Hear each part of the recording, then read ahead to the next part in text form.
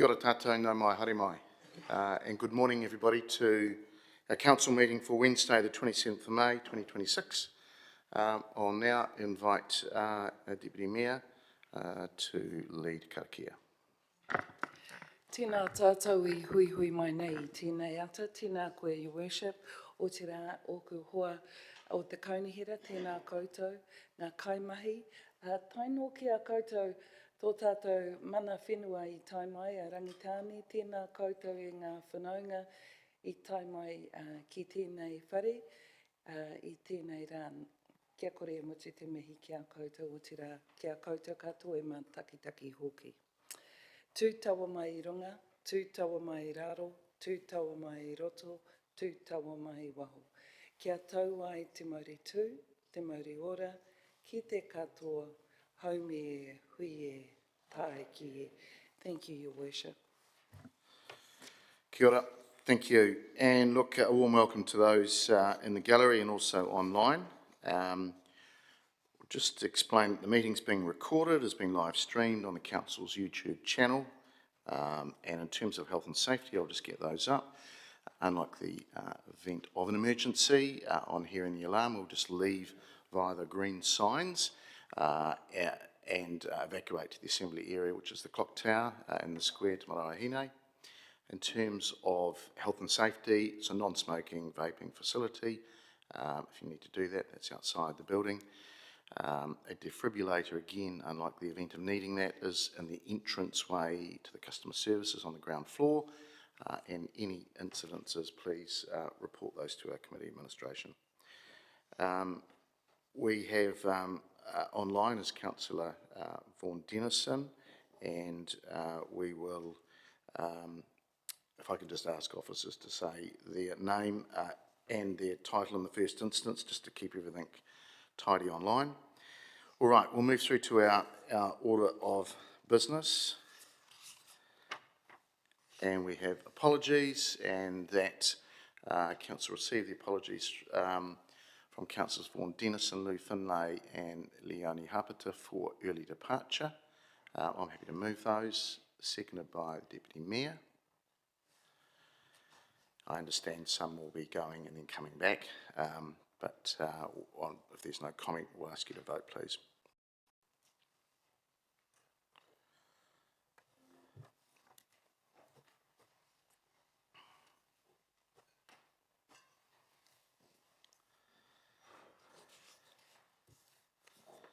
It's passed 15 votes for and none against, which means somebody didn't vote.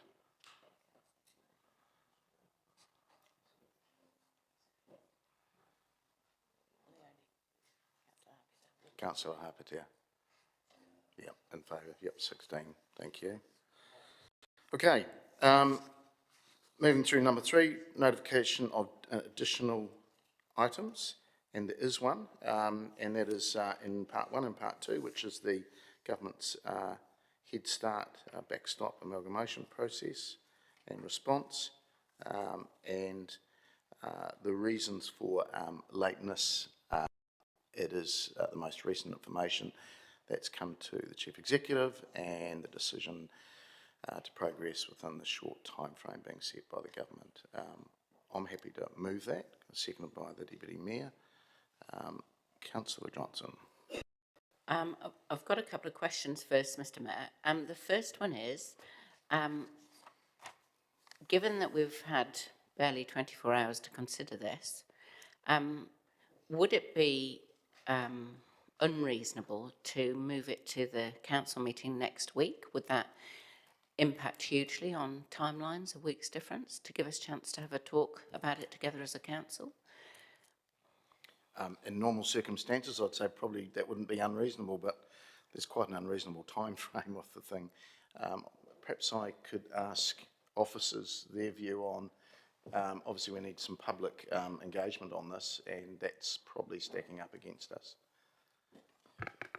Yes, sorry, Mr. Mayor. Yeah, probably the only issue we would have would be seeking feedback from the community. It would be 1 week less than what we were proposing. We could try and see how it is that we could squeeze in as much time as possible in relation to it. Your decision if you feel that you need a bit more time on it. Okay, I'll have a comment then, please, Mr. Mayor. Yeah, I'm not going to vote to receive this late item. This is a significant decision, whether to, proceed with putting in a Head Start application or not. It absolutely needs time for us as a council, as elected members, to talk to one another, to have some discussions. We have had none so far, and this has come to us. I understand that we're working to the government's time frame, but the paper has come to us late. I feel that it would be very rushed to go into this and make a decision today. And what I'd like to suggest is that we decline it today, but consider it next week when we already have a council meeting with not a huge amount of business on. And I think that would be a much more measured response. And we don't have all the information, and we're not likely to have it all by next week either, but I do think we need a chance to talk to one another, to discuss as a group, perhaps, to consider the information that's been put before us. And I just feel that 24 hours isn't really enough. So I'd encourage you to refuse to accept the late item today.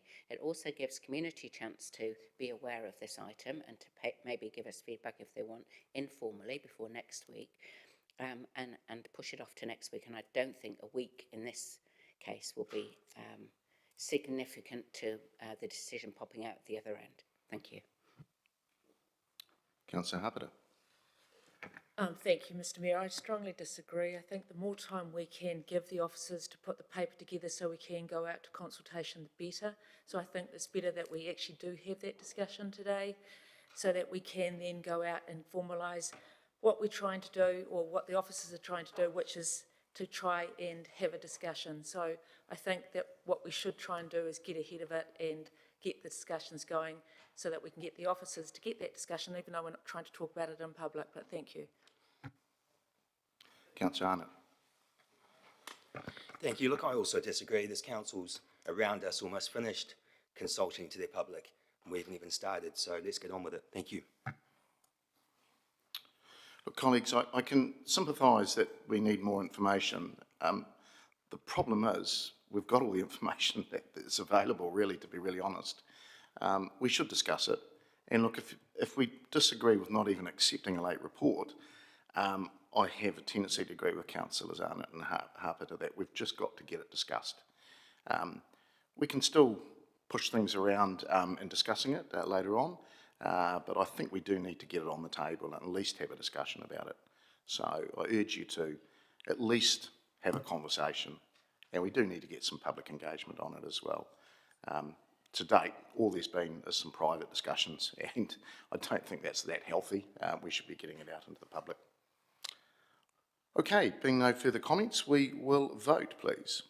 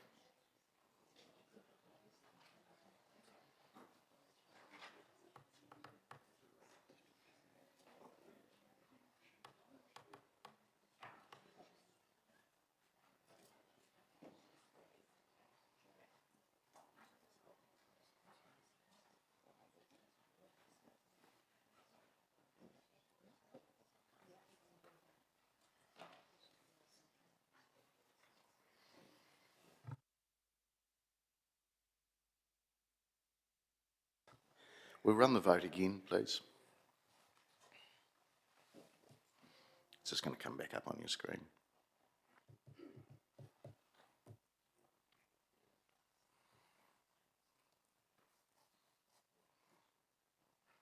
Okay, if you could vote for accepting the late report. Thank you.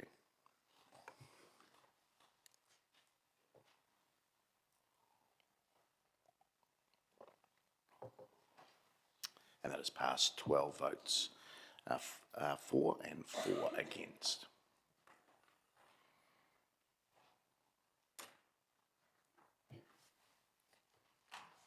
Okay, moving through to declarations of interest. I haven't seen any. Are there any from the floor? There is none. All right, we'll move through to public comment, and we have a couple here today. So we'll start with Meritai Tipania. Can I get you up, please? Thank you. From Aorangi Marae, and kia ora and welcome.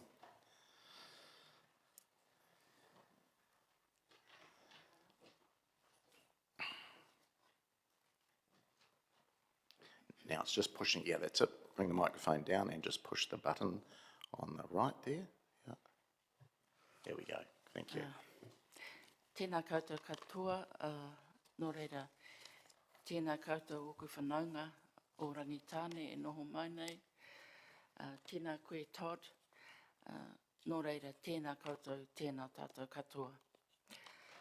My public comment is to follow up with the letter that I sent on May the 13th of this year. So I am here representing Aorangi Marae. Our papa kainga along Wars Road and our private residences along Wars Road and Cameron's Line. Wars Road and Cameron's Line already has congestion, air and sound pollution, and accidents, especially at certain points on the roads. An increased level of vehicles, especially heavy traffic, which will inevitably flow from the new industrial and ring road developments, will exacerbate this problem. This matters because we have marae activities, and at times we have high volumes of cars turning in and out from the whānau, iwi and visiting groups that come there. There's also restriction from private vehicles turning in and out of their private residences onto the main road and back. Air and sound pollution that impedes on our cultural activities and the quiet enjoyment of our homes occurs. There have been times when I've had to shut my door due to the smell of petrol fumes from vehicles, and I'm quite a way off the road, and also the road noise, but that's just a little thing that happens. When decisions are made to increase or build industrial parks for economic growth, you also have to consider the impact of these on residents that actually live in these areas, and we've been there, our ancestors have been there since the 1800s. And you who do these things need to look at resolving these impacts with our communities. Our suggested solution, therefore, is that you utilise Roberts Line, KB Road, Rangitike Line. These go to the Kawakawa precinct, which is Fielding's Industrial Park. Or if it's the other way, that you utilise Campbell's Road all the way to the Aorangi Bridge, although this will probably increase congestion getting into Fielding. And also use other deterrents to direct, especially heavy traffic, onto these routes. Nō reira, ngā mihi kia koutou. Kia ora, and that is our time, unfortunately. But as I said earlier, perhaps we have a bigger conversation, and we'll reach out to the marae with our officers to have a good chat with you. Thank you. Okay. Kia ora. Thank you. All right, our second public comment is from Heritage New Zealand, and I believe we have online Kieran Pollock, who's the area manager for the Central Region. Kieran, can you hear us? I can hear you. Tēnā koutou katoa. Yes, Kieran Pollock, Area Manager at Heritage New Zealand Pauhiri Taonga. So we are working on a proposal to enter your Ladies' Rest building in Te Marae o Hine on the New Zealand Heritage List, Rārangi Kōrero, which is the national statutory list of historic places, and you will be discussing this proposal today. This 1936 Art Deco building has been a much loved, comfortable and safe space for women and children for many decades, and listing the building recognises this historical and social significance.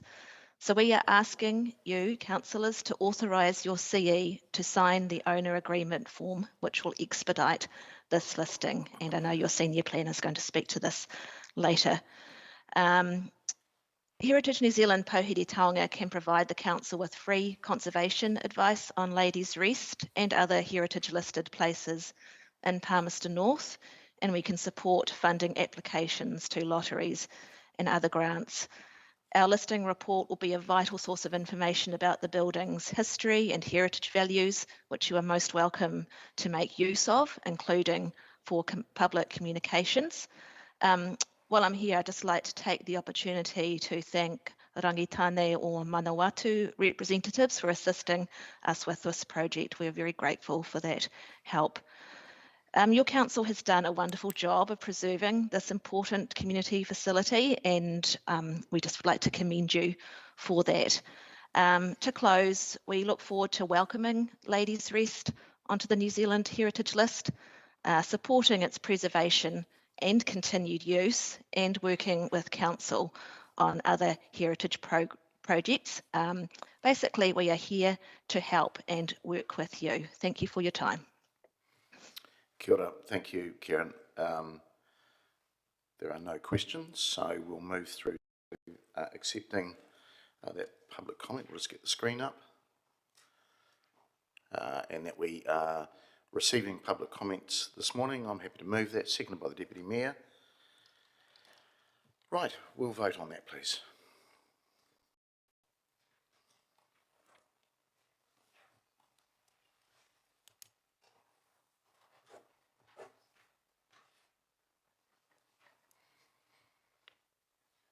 That's passed 16 votes for and none against. All right, confirmation of minutes, number 6 on that the minutes of the ordinary council meeting of the 6th of May 2026 part 1 public be confirmed as a true and correct record. I'm happy to move those, seconded by the Deputy Mayor. Are there any matters arising from those minutes? That's page 7 of your papers. There being none, we will vote, please.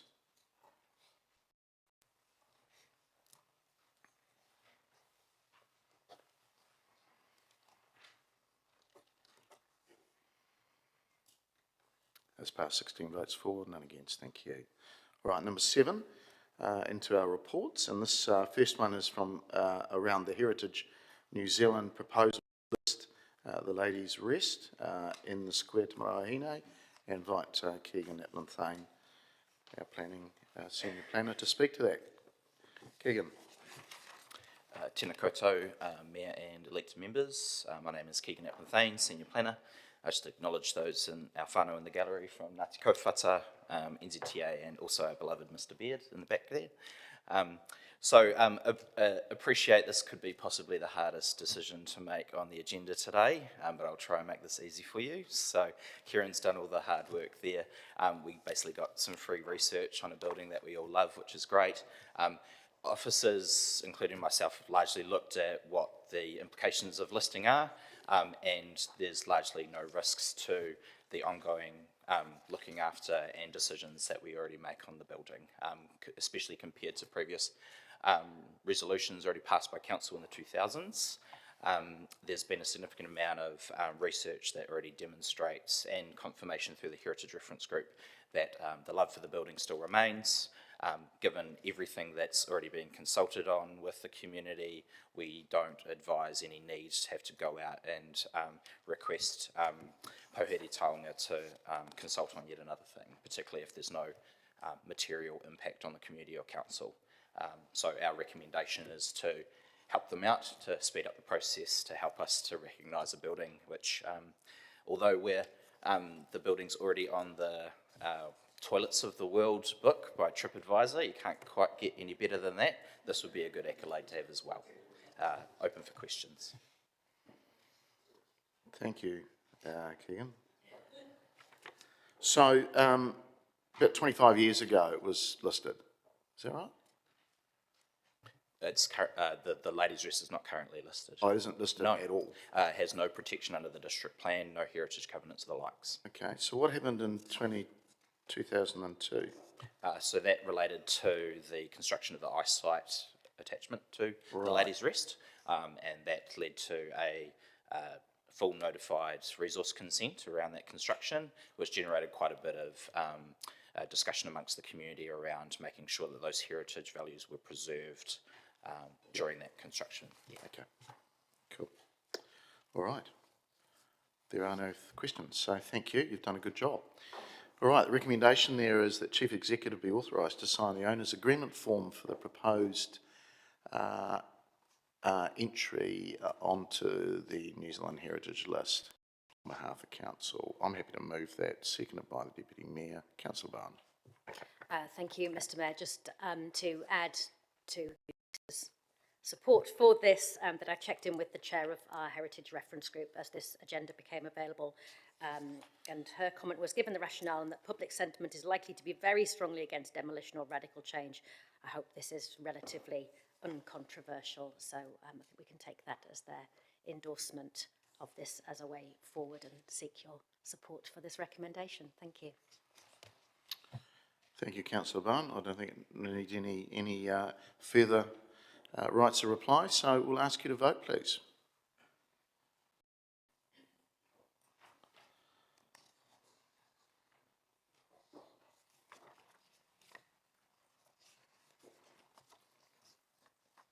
That's passed, 16 votes for and none against. Thank you.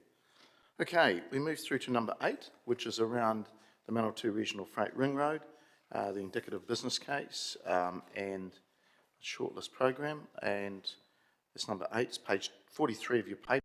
I invite officers David Murphy and James McGill.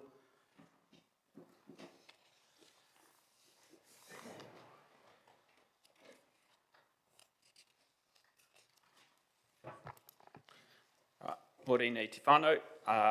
You're aware of who James and I are. I just want to reintroduce you, to Tim Eldridge from GHD, who's been the lead advisor for us on the indicative business case process. And also just want to acknowledge in the chamber, in the gallery, we have Lisa Faulkner, Linda Stewart and Sean Harvey from Waka Kotahi NZTA. I just want to acknowledge Aorangi Marae representatives here this morning and your public comment. In terms of the report itself, we'll just speak very briefly. Appreciate there's a big agenda today and we're obviously happy to answer any questions. I just want to acknowledge that it's never easy as an officer to ask the council to reconsider a decision, and this paper was not something that we took lightly in terms of pulling it together and taking advice from our advisors GHD and Waka Kotahi. We felt there was really no option but to bring this paper forward given the nature of the advice from our advisors GHD and Waka Kotahi and the risks that they've detailed. The reality is that the Regional Freight Ring Road is a very large, complex and importantly very expensive project. With those types of projects, typically process is really important. The reality is council cannot fund this project without the support of NZTA or potentially other funding partners. Waka Kotahi have been very clear about their process and expectations regarding the business case, and GHD have been supporting us through that.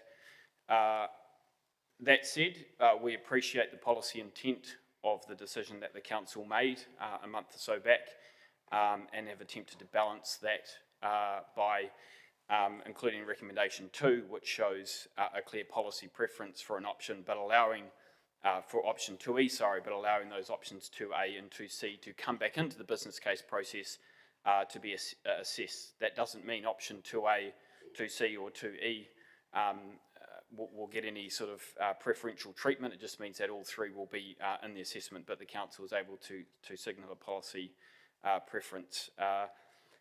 We do have some slides that, depending on the nature of the questions, might assist, so that those slides have been prepared by Tim at GHD, which help explain the way in which the community engagement process informs the indicative business case. So depending on the nature of the questions, we may bring those slides up, but other than that, we're happy as a team to answer any questions. Thank you, Mr. Mayor. Thank you, gentlemen. Look, I realise there has to be a process here, and I'm acknowledging NZTA's involvement in that. But can I just ask, and maybe to you, Tim, so where is the weighting of community feedback and, say, strong feedback from our Bunnythorpe community? Does that feature anywhere, or does that come later, or doesn't feature at all? We did the feedback from the Bunnythorpe community and all other participants in the public engagement process were included in the following the long list assessment. Was quite a technical piece of work. Then the engagement was undertaken, and that was included then into how we developed and confirmed the short list of options. We then go into a much more detailed process in terms of in the shortlist evaluation, in terms of breaking out how that feedback is attributed.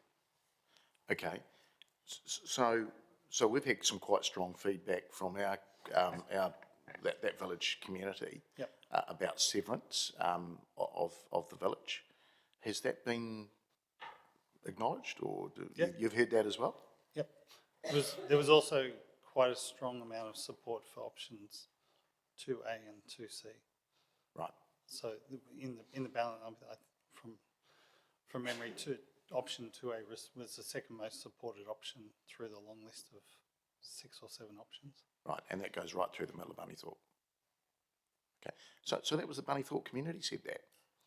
That was across all people who commented on the Bunnythorpe, on that section too. Okay, all right.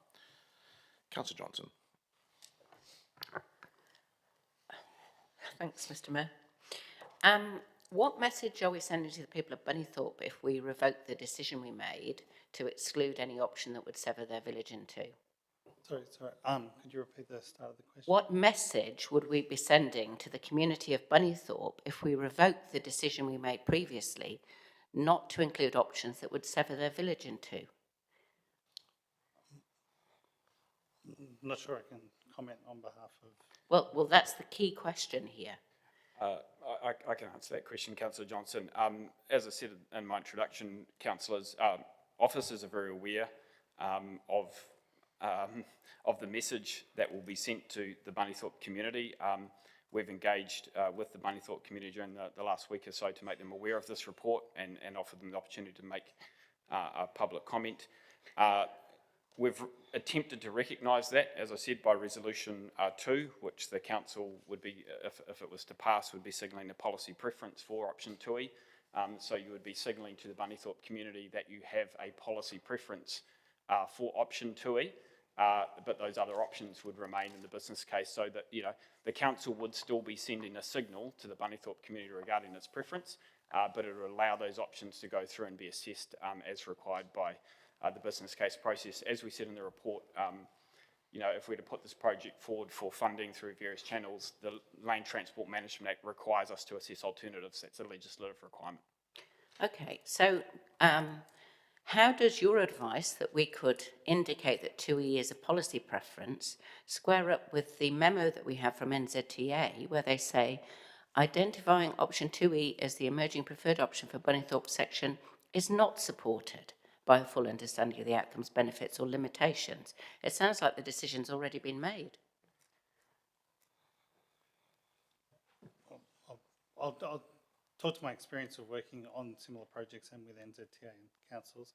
Sorry, could I just get you to move your microphone a bit closer? I'm struggling to hear you over here.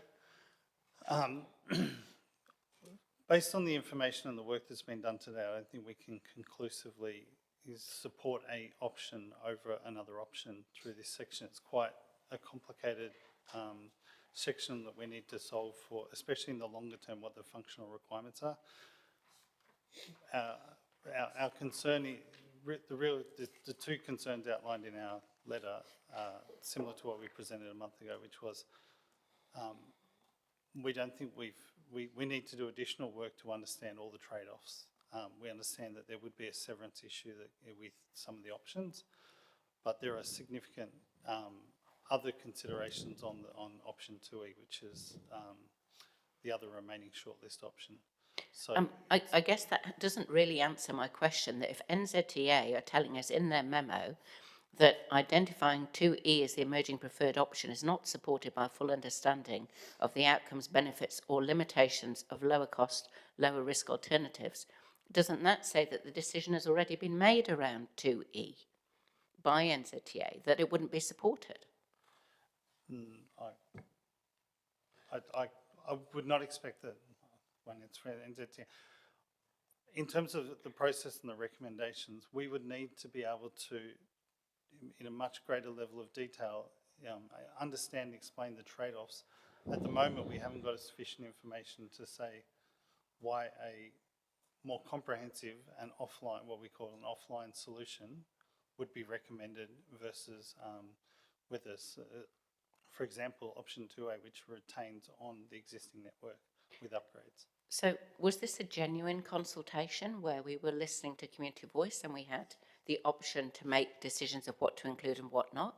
Or was it a predetermined decision by NZTA about what would be acceptable and what wouldn't be? But we failed to give the right answer. I'll talk to this. So James Gale, Senior Transport Planner, and PNCC's, I guess, Project Manager for this. I guess just to kind of reiterate what Tim's trying to say, and NZTA's position is that the decision that was made last time was seen as a decision by council to prioritise 2E as the option for Bunnythorpe, as in not allowing any other option to be compared for Bunnythorpe. So effectively, all the letter's trying to say is that we need to do due diligence and test all the options, as unfavourable as they might be for the community. It's just helps ensure a more robust process in the business case process. I'll leave it there, Mr. Mayor, because I'm in danger of getting a bit angry. I'll pass over to Councillor Wood, who I'm sure can take up the baton. Councillor Wood. Thank you, Mr. Mayor. I thought you might be able to refresh my memory, David. Am I right in remembering NZTA refused to make any contribution toward this work? It's fully council funded?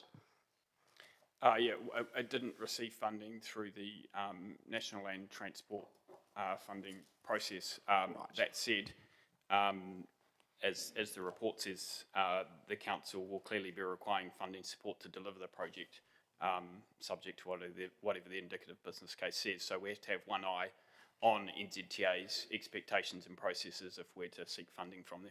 Okay. You just said, James, we need to test all the options. I note there's no option in there to plough a road through the middle of the square in Palmerston North. Have we prematurely dismissed that option of putting a road through the square and running the freight ring road through there? I'll note that the work we're doing today builds on PNITI as a whole, which kind of indicated already where roughly the freight ring road would go, and so the work is building on that work, which is testing options, connecting around Palmerston North, not focusing on going through Palmerston North. So other options for ring roads perhaps that go above Bunnythorpe, go below it, run through Tremaine Avenue? What about all the other options that we've prematurely dismissed? So the assessments that were done at the long list, and there was also there was a lot of community feedback. Those aspects have been considered, and yes, some options have been discounted or recommended to be discounted at the long list. Those were on a mix of technical and feedback. The options that we put forward for this section to be considered for the shortlist were technically stronger options, and they were also, while there was some high levels of non-support for some of the options. They were, when we looked at the general community feedback, they were reasonably strong for the options we put forward.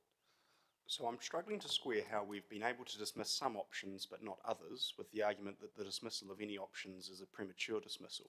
So you're telling me that it's okay for some to be dismissed if we feel technically they're superior. How does that not meet the test that NZTA has just given us today about premature dismissal? Surely we have to go out with 20 options and consult the community on all of them if that's the argument.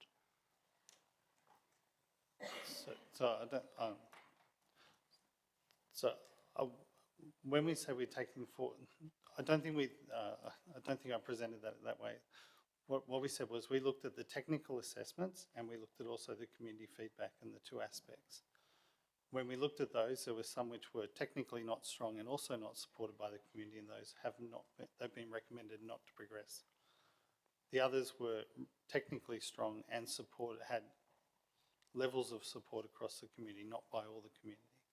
So it's not a flat argument that NZTA is making that any dismissal is premature. They just have particular issue with these two routes being dismissed.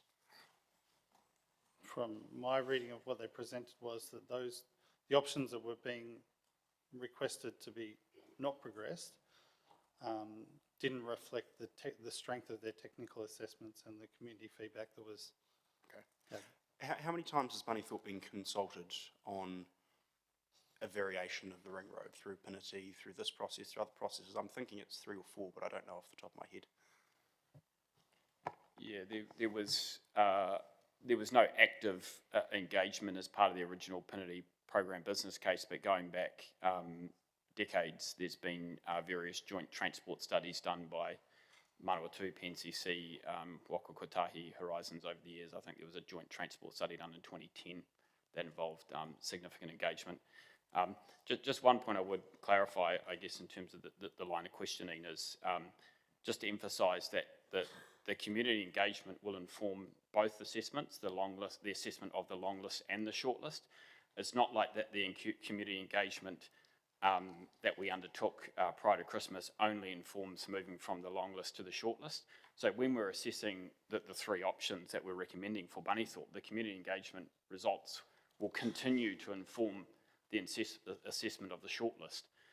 So it's not like the community engagement process is only informing the decision you make now. It will also be informing the decision on the assessment of the shortlist. So, you know, that message that we've heard from Bunnythorpe will continue to be, you know, front of mind for the team in terms of a final recommendation. I appreciate that. Thank you, David. My question was really around how many times I've been consulted. So you've alluded to 2 or 3. Do you have a rough idea? Is it 4 times I've been asked questions about whether or not this road should go through the middle of their town? Well, they were clearly consulted at the end of last year. As I said, there was no active engagement with the Pinity program business case. It was something near on 15 years ago. There was also, you know, the Bunnythorpe Village Plan where these types of things emerged. You know, I don't want to speak for or reiterate the questions that were already answered, but there was mixed feedback on the 3 options that are recommended. I guess what I'm trying to understand is this comment on page 45 from NZTA 2.9, the bottom bullet point, that says premature dismissal of options without adequate consideration of their potential benefits and disbenefits represents a significant risk to future project viability. It feels to me, if we've consulted Bunnythorpe multiple times, if we've done this engagement multiple times, and the answer has been the same multiple times, it wouldn't be premature to go, we know what the feedback is and we're not going to include it. So I'm trying to understand this question of at what point does an option go from premature dismissal to justified dismissal? Because clearly there are project options we've dismissed that NZTA are perfectly happy for us to have dismissed. So I'm trying to understand the criteria of what makes something premature or what makes something justifiable. Could I perhaps ask, I mean, Tim, you're working for us, aren't you, as the consultant? Perhaps NZTA should be answering these questions?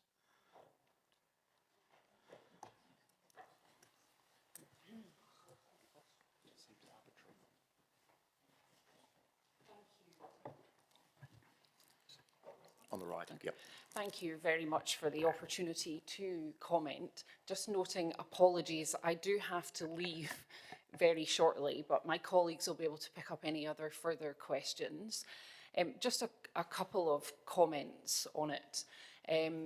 One, quite right, this is fully funded Palmerston North City business case. This is your process to own and your decisions to make, absolutely. We are here and the advice provided is from an investment assurance perspective. So once you've completed the business case to the level that you're satisfied, if you are looking for funding from NZTA or potentially, say, from the National Infrastructure Fund or other Crown agencies, there will be certain checks and balances that we will want to see through that process.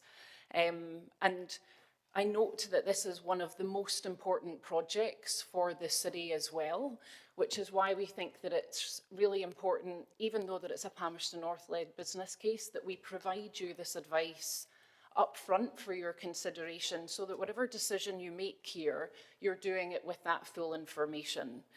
In terms of the how we would rule something in or out, I am not a technical expert on the ins and outs of every business case process, but I would say that from our perspective, we wouldn't want to rule it out purely on the basis of the very strong community sentiment that you have had.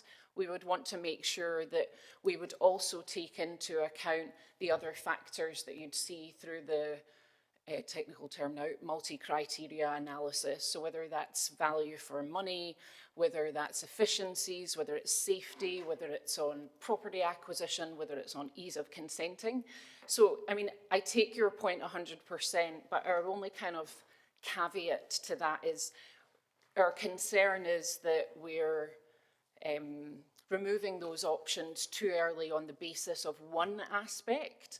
If, when it moves through the process, it shows that, you know, actually it's not a viable option, it can come out as part of that process. We just want to make sure that your process stands you in the best possible stead to secure funding in the future, should you wish to seek funding from NZTA, because you might not.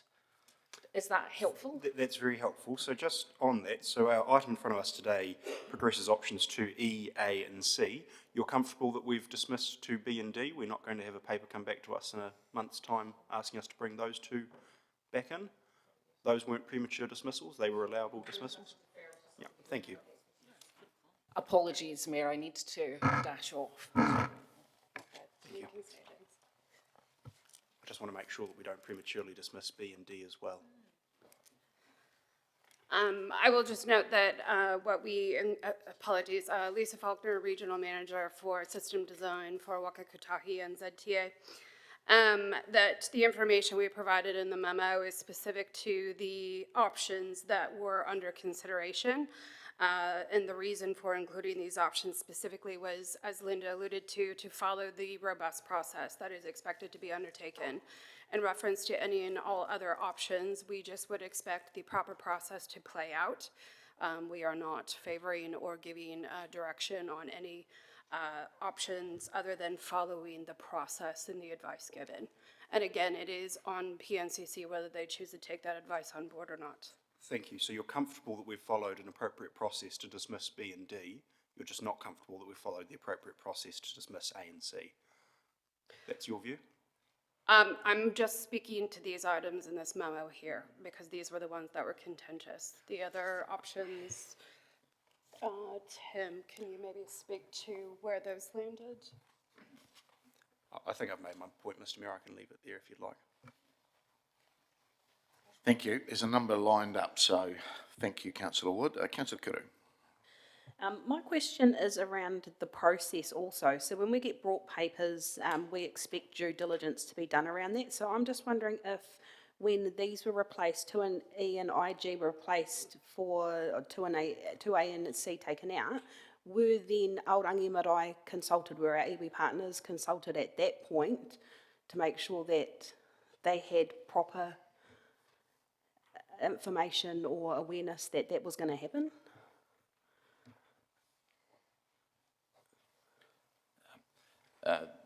So following the council recommendation, it took us a bit of time to work through and explore kind of what it would look like.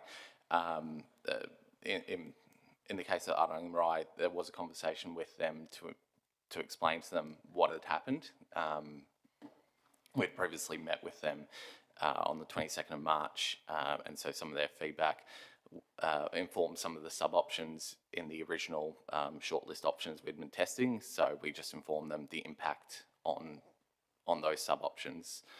I guess the Rangitane, we'd also spoken with them, and actually when we just before we had the meeting, we were actually in a meeting with Rangitane discussing the options. So we've had follow-up conversations, yes. Yeah, that's a kōwhata line, that's not a rangitane line, I don't think. So Aorangi is not part of that iwi. So I'm just wondering if we have a good process around this, and from in the future, that I'd like to know if there's red flags, like if someone is like, hey, this is a red flag, especially with iwi, are we able to get that sort of information in our documents? Yeah, just through you, Mr. Mayor, just to make it clear, officers had recommended that options 2A and 2C proceed, and Aorangi Marae were comfortable, with that. Their concern is that they've been taken out. And as a result, yes, there's been correspondence and a public comment. Okay, thank you. In the future, though, are we able to get those sorts of that information coming to us? Well, me specifically, if there's a red flag with iwi, if they're saying, hey, I'm not happy with that, am I able to get? Certainly when we know about it in advance, we can do. I'll just note that in terms of the recommendation, it was something that was raised by the council, so it's not something we actually had much time to prepare for understanding what the implications were. Yeah. Okay, thank you. Councillor Barn. Thanks, Mr. Mayor. Just a question on the community feedback. Now, James, you talked about that the feedback was mixed. And I know from the reports we've had in the past that we took a different approach to this, seeking community engagement with this project. That Expo, we went broad and wide. I know Environment Network Manawatu were involved, local schools were involved. We talked to a lot of people. So I suppose my question is, was the community feedback mixed from Bunnythorpe?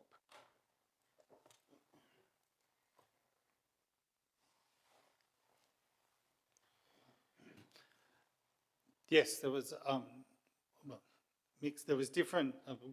When we did the community engagement, there was it was a really detailed. It was a great piece of work. They did a series of processes to identify what the major issues with options were. They did a ranking exercise, and then there was, I think there was other forms of feedback. So when we had hundreds of pieces of feedback that was all put into. For the long list stage, we generally bring that up and we look at what the volumes and levels of support or disapproval for options are.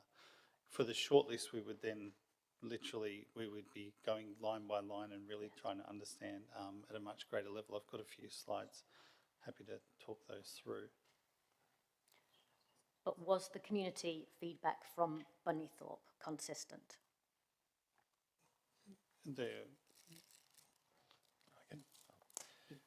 I think, as we said, that there was mixed feedback. I think there were certainly concerns about the severance impact. There was also concerns about moving loss of business for the businesses along Campbell's Road. I guess there was feedback from the trucking industries that kind of operate in the area who said kind of, I guess their feedback was it's convenient, it's direct. So it really was mixed, and it varied between the different aspects of what I guess what people's background was. Just through Mr. Mayor, I spoke with the Bunnythorpe community chairperson last week, and I don't think Michael would indicate that he speaks on behalf of the whole community. But in that conversation about this report and the opportunity for public comment, he acknowledged that there was mixed feedback regarding the options. I think there's obviously been a clear signal for a long time about wanting to get heavy vehicles away from the village, but he did acknowledge that there were submissions and feedback around, you know, the impact on the businesses through the village, the fact that some heavy vehicles may still choose to use travelling through Bunnythorpe if they're heading to Fielding, even with option 2E in place. So it's complex. Okay, thank you. And to come back to, I think, the point the Mayor started with about how we weight feedback. Within the consideration of community feedback, understanding that anybody in Palmerston North or anywhere could have contributed to that community feedback, how do we weight the concerns of the people who are most directly impacted?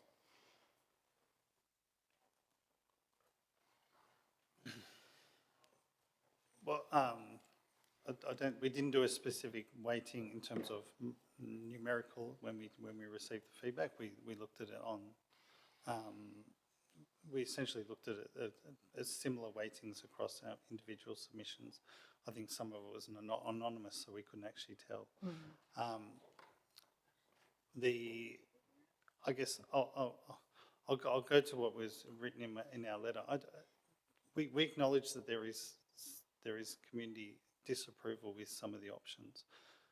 But in terms of, if I break it into the two aspects, what we outlined as our concern for risk is that from a decision making and especially from a seeking funding from NZTA for what would, if we look at option 2E, it's in the tens of millions of dollars. If you're seeking funding from them, you want to provide them with confidence that there was a robust process that was gone through. Now, even if that comes out at option 2E. The second is that looking at through the consent process, and even though the RMA will go through reforms that'll be fairly similar in terms of alternatives, there is a need to acquire several properties. There's a need to interact with the KiwiRail infrastructure, potentially even move some of their infrastructure. So to do that, we need to prove, or PNCC, whoever would be running that project, needs to prove that is the most viable alternative, and it is required. So this is, for us, this is the step where we need to get more information to enable that, to give you confidence to go through the next steps.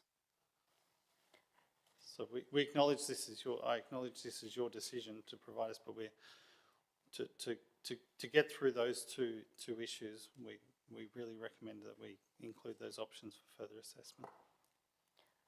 Okay, I'll leave that. Gentlemen, is it possible to get a look, without breaking confidentiality, a bit of a look at that feedback? Because it's generalised, there's feedback here and it's mixed.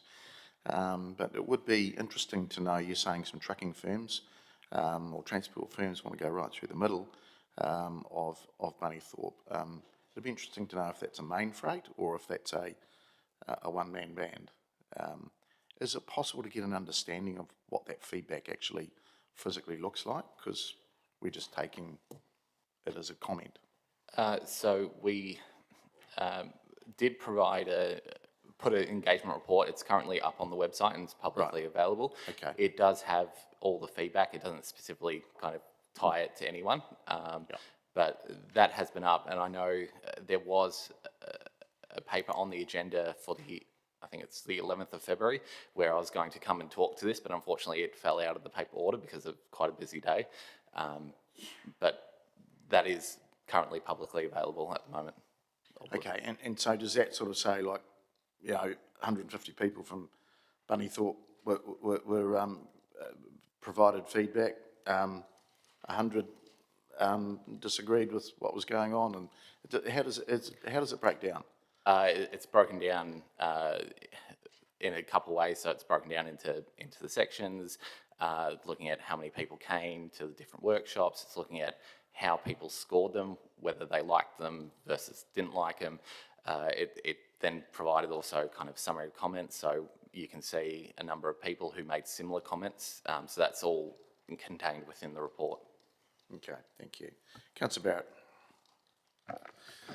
Barrett. Thank you, Mr. Mayor. Thank you, gentlemen. is the goal, overall goal of the Freight Ring Road to get heavy vehicles out of residential areas? Or is it just to move it from city residential areas to village residential areas?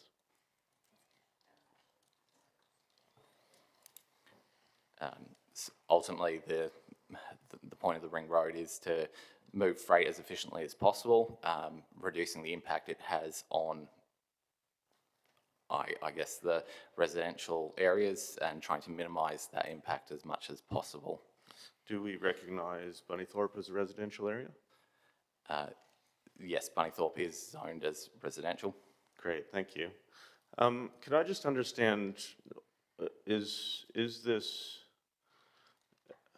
yeah, kind of where this goes in terms of decision making? Is this always, you know, consultant led, and then we're just supposed to rubber stamp stuff when it comes back, or is there ever actually a say? So early on in the process, when we started this, there was a report brought to council.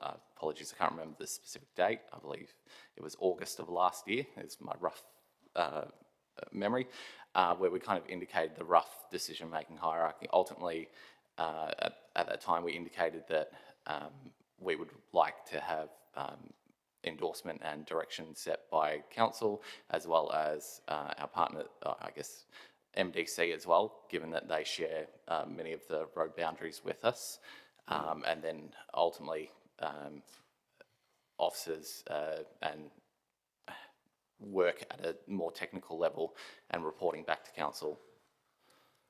Yeah, so that's like an endorsement to kick things off, and you end up with, you know, a jillion options, as we showed in the last report. When we get down to the narrow end of the funnel, then we actually are faced with one option that ultimately will be a preferred option. Who makes that decision? That will come to council to make that decision about which option they would like to proceed with, and in the short, medium and long term, whatever that looks like in terms of delivery. And in the lead up to that council decision, will there be any more formal process for community, rather than kind of this, you know, we went out and had engagement, and then we got, you know, a mishmash of written comments? Will there be hearings or anything that actually give structure to the community input and voice? In terms of community engagement, so we outlined right at the start there would only be one round of engagement. I note that I think in NZTA processes they normally do it the short list. We chose to do it the long list so we could carry on the community voice from that long list stage right through to the short list. So we'd only plan for one round of community engagement as part of the IBC, but as we move forward with the Freight Ring Road, there'll be further opportunities to engage with the community. I guess the thing is, this is to find the preferred alignment. There's still work to do. So take, for instance, 2E, which council has identified as kind of its preferred, a preferred option out of 2A and 2C at least. There'd still need to be detailed design or detailed business case where we look at the impacts. So thinking about the Stony Creek Road onto Campbell's Road and thinking about the underpass and how that would work. What could we do to enable a better connection for that small section of residential that would be kind of have the overpass going over, I guess. So, yeah. so I'm hearing just not hearings, that there's just kind of this engagement thing that's happened, and there might be more engagement depending how it goes. Not as part of the IBC, but as we move forward with the Ring Road business, with the Ring Road development, yes, there'll be more chance to engage with the community. Thanks. And just finally, Mr. Mayor, just when that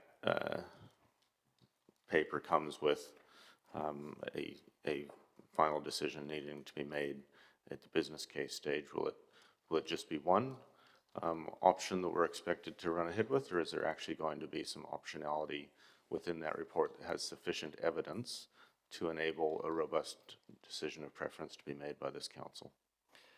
I guess what we'd have, it's difficult to say at this point because we're still in the shortlisting, so I can't say what option might go forward, but I think there was comments before about, and about 2E, maybe that might be a long-term option and you might have something else as a short-term option to improve the outcomes. So it's hard to say at this point, but at the end you will likely have, I guess, a long-term solution that you want and then a rough pathway to get there. Thank you for those answers, gentlemen. And Mr. Mayor. Councillor Johnson. Thanks, Mr. Mayor. Ultimately, why would we include options at this stage that we have no intention of approving at the end of the day? Like, why would we do that?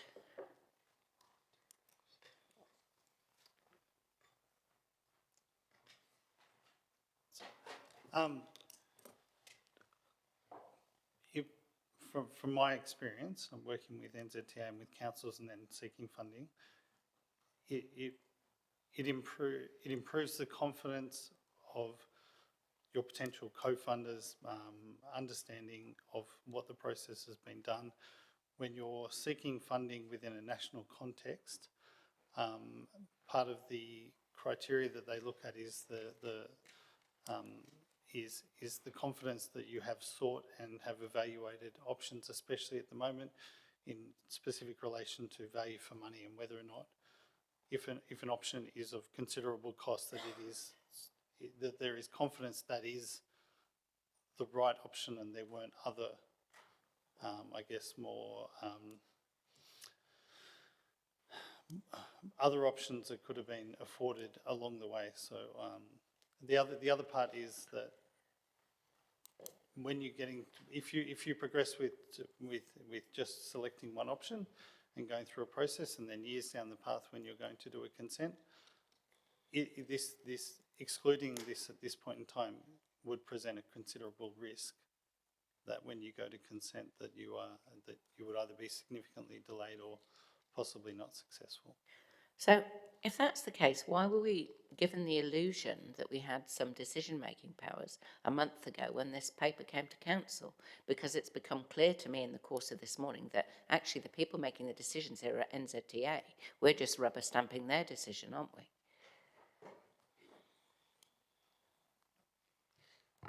Through you, Mr. Mayor, I mean, I think Linda from NZTA clarified earlier that this is the council's business case.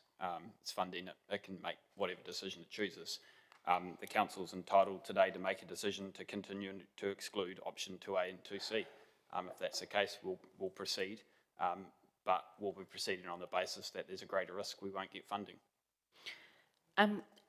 Is there not, in this case, an element of predetermination by NZTA that 2E is not a feasible option?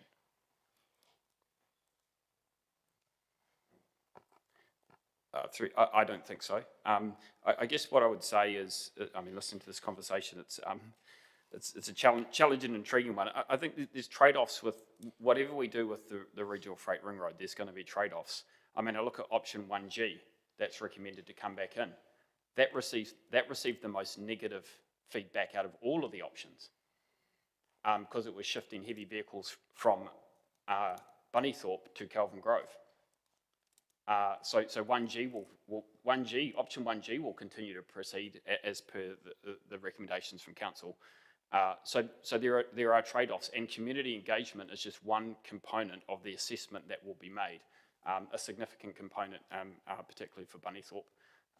But as I said, there'll be trade-offs made along the way. The business case process is trying to make sure that there's a robust evidence and alternatives being assessed before the council makes a final decision. If I was a Bunnythorpe resident, what confidence would I have that at the end of the day there wasn't going to be a ring road going through my village if we were to revoke this decision now? As I said at the start, we've attempted as best as possible within the parameters of the business case process to provide a signal to elected members in the Bunnythorpe community that the council's preference is for option 2E without compromising the process, and that's what's the intent of recommendation 2. Okay, I'll save it for comment. All right. Thank you, gentlemen. That's questions done. Okay, colleagues, we have the memo there from our officers, and it's around recommending to council that we revoke following part of clause 45-6 adopted by council on the 22nd of April 2026, subject to the options being amended to omit options 2A and 2C and substitute with 2E. And 2, that council signals an initial policy preference for option 2E over options 2A and 2C, subject to the completion of the assessment of the recommended Manawatu Regional Freight Ring Road, indicative business case, shortlist program options and sub-options. I'm happy to move that. I have a seconder. Thank you, Councillor Fitzgerald. Look, colleagues, I'm with you on the line of questioning. I just remind everybody that this is the process that led to the Saddle Road being the preferred option for getting across to the Hawke's Bay and Tararua. And it had to get political and was overturned by the board at the end of the day. I don't think we're going to go down that route, but it does feel tough that we have to bring in options, and I appreciate that NZTA and the officers are just doing their job of the rules of engagement, the process rules of investment. But I totally agree with Councillor Johnson that the community feedback that I've heard, and I've been going to the Ashes community for nearly 12 years, is don't sever us. And yes, there might be the odd trucking firm that wants to still go through the middle of them to save a few dollars in diesel, but we've, there is clear options of going around them and not severing them, and we still need to keep that, in my opinion, top of mind. And that is the strong community feedback. I haven't heard mixed feedback, to be really honest. And I'm probably out there more, with all due respects to the people sitting in the gallery, than they are. So I'm with Bunnythorpe on that as well. And I just acknowledge Kowhata as well. Kowhata and Rangitane do sit on the governance group of the hub to Tanganui, so there is some feedback going out there. So Councillor Kuru, you can be assured that their voice is heard around the table, and we'll have another discussion with them in more detail about all these options. Look, this does align with that Tutanganui Central New Zealand Distribution Hub. It is one of New Zealand's 3 hubs in the national supply chain, so it is important. And indicative numbers are nearly 23% using that route are heavy transport. Now that's significantly more than some of the RONs that are now being progressed around the country in the east and up north. It does seem strange that we are going through such a protracted process here. But look, I'm happy to move it and support it, to get it on the table, to get it into the process. But I do have some concerns about the way we do these business cases in New Zealand. I don't think it's fantastically good productivity for us, but that's something that will have to be sorted at a political level. And I do want to make sure that this ring road, it is the only transport project in the Lower North Island that is in the National Infrastructure Plan. So that's just a little hint that this will become the major election issue, I believe, for the city in the upcoming general election. So we just need to keep that top of mind as well. Okay, bit of interest. Councillor Zabellin. Thanks, Mr Mayor. I just wanted to acknowledge the public comment that was made this morning and the preference that was stated for a route that used Roberts Line, which is possible with a combination of 1G and the 2E variant. So I'm really glad that 1G is back on the table for assessment and that NZTA support that. It keeps that option alive. And I also just wanted to note regarding the mixed feedback, 2E was actually ranked much higher than the other 2 options, and the community engagement report makes that really clear on page 50, that 46% of the total votes were to 2E, but the next highest option was 2A, which reached 20% of the votes, and 2C being 50% of the votes. That's out of 89 respondents, and the stakeholder workshop, either 80% either liked or loved 2E, so I don't think it's that mixed. But in the matter of NZTA versus Bunnythorpe, I really appreciate the position that officers are in. I think they're the messenger here, and they're trying to present us with a solution for a compromise that doesn't undermine our position when we seek funding later on, and I absolutely appreciate that. But I cannot believe that we're being strong-armed again into spending money on consultants in order to keep exploring these routes, all because NZTA say that ramming the road through Bunnythorpe in 2 different directions might actually turn out to be the most efficient or the most value for money option. And we can't know that for sure until we've thoroughly assessed it through these technical lenses. Sometimes you don't need to pay a technical consultant to tell you that putting a freight route through a tiny village of 300 people is going to be unsafe and detrimental to those residents.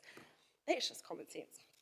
I think our Bunnythorpe residents have been watching this come towards them in slow motion for years now, and they actually really believe that the outcome is inevitable. And this is just more proof to them that we and NZTA don't care about impacts to them if those impacts are outweighed by convenience or efficiency. That's not the message that I want to send to them today. This report and the attachments actually give me no confidence whatsoever that a preferred policy position will have any weight at all, because what precedence does our policy position have against these requirements for technicality and all the other reasons why early elimination have been opposed? It's got none. Our preference is not relevant to the robustness of the assessment, so it's token. The point that the previous report had made and that the officers made today was that each option has trade-offs. And what we'd endeavoured to do in the last meeting was to determine the trade-off that was acceptable to us and to the affected community. And now we're told that it's not for us to determine the trade-offs. So now the trade-off we get to make today is how far we'll go to protect the village versus the threat of NZTA throwing the book at us, rejecting our business case and refusing any co-funding of the project down the line because we drew a line in the sand too early on one section of the proposed route. So what a farce to say that we want to get heavy traffic out of residential areas when these 2 options do exactly that, or do exactly the opposite. And Bunnythorpe get to be the ransom in this quest for a correctly compiled business case. So I will be opposing this recommendation because I'm the Bunnythorpe Liaison Councillor and I'm representing their views, and there's absolutely no way that they'd want us to capitulate. Thank you. Councillor Wood. Thank you, Mr Mayor. I agree completely with what you've said and with what Councillor Zabellin said, and I thought it might be useful to give a bit of an explanation as to why NZTA might have sensed some hostility in the line of questioning we just had. So I want to talk you through the journey we've been on with NZTA over the last 3 years. Firstly, they cut all of our funding for new projects, and I get that, books are tight, times are tough, all of that, but they went a step further. They cut our footpath maintenance and renewal budgets, so we can't even look after what we've got in the city, and we have picked up the entire bill, bar a small amount for that. They've cut funding for key safety projects like Stony Creek Road and the 4 dips that have been signalled in our community, and we've gone, okay, we accept that times are tough, and we will foot the entire bill for all of those projects. Then we get to a country where we go through a proposal, Plan Change G, to enable more residential development. That whole proposal, NZTA say, the intersections off our road, onto Pacific Drive, aren't safe and need to be upgraded. NZTA then object to any section development on that bit of road.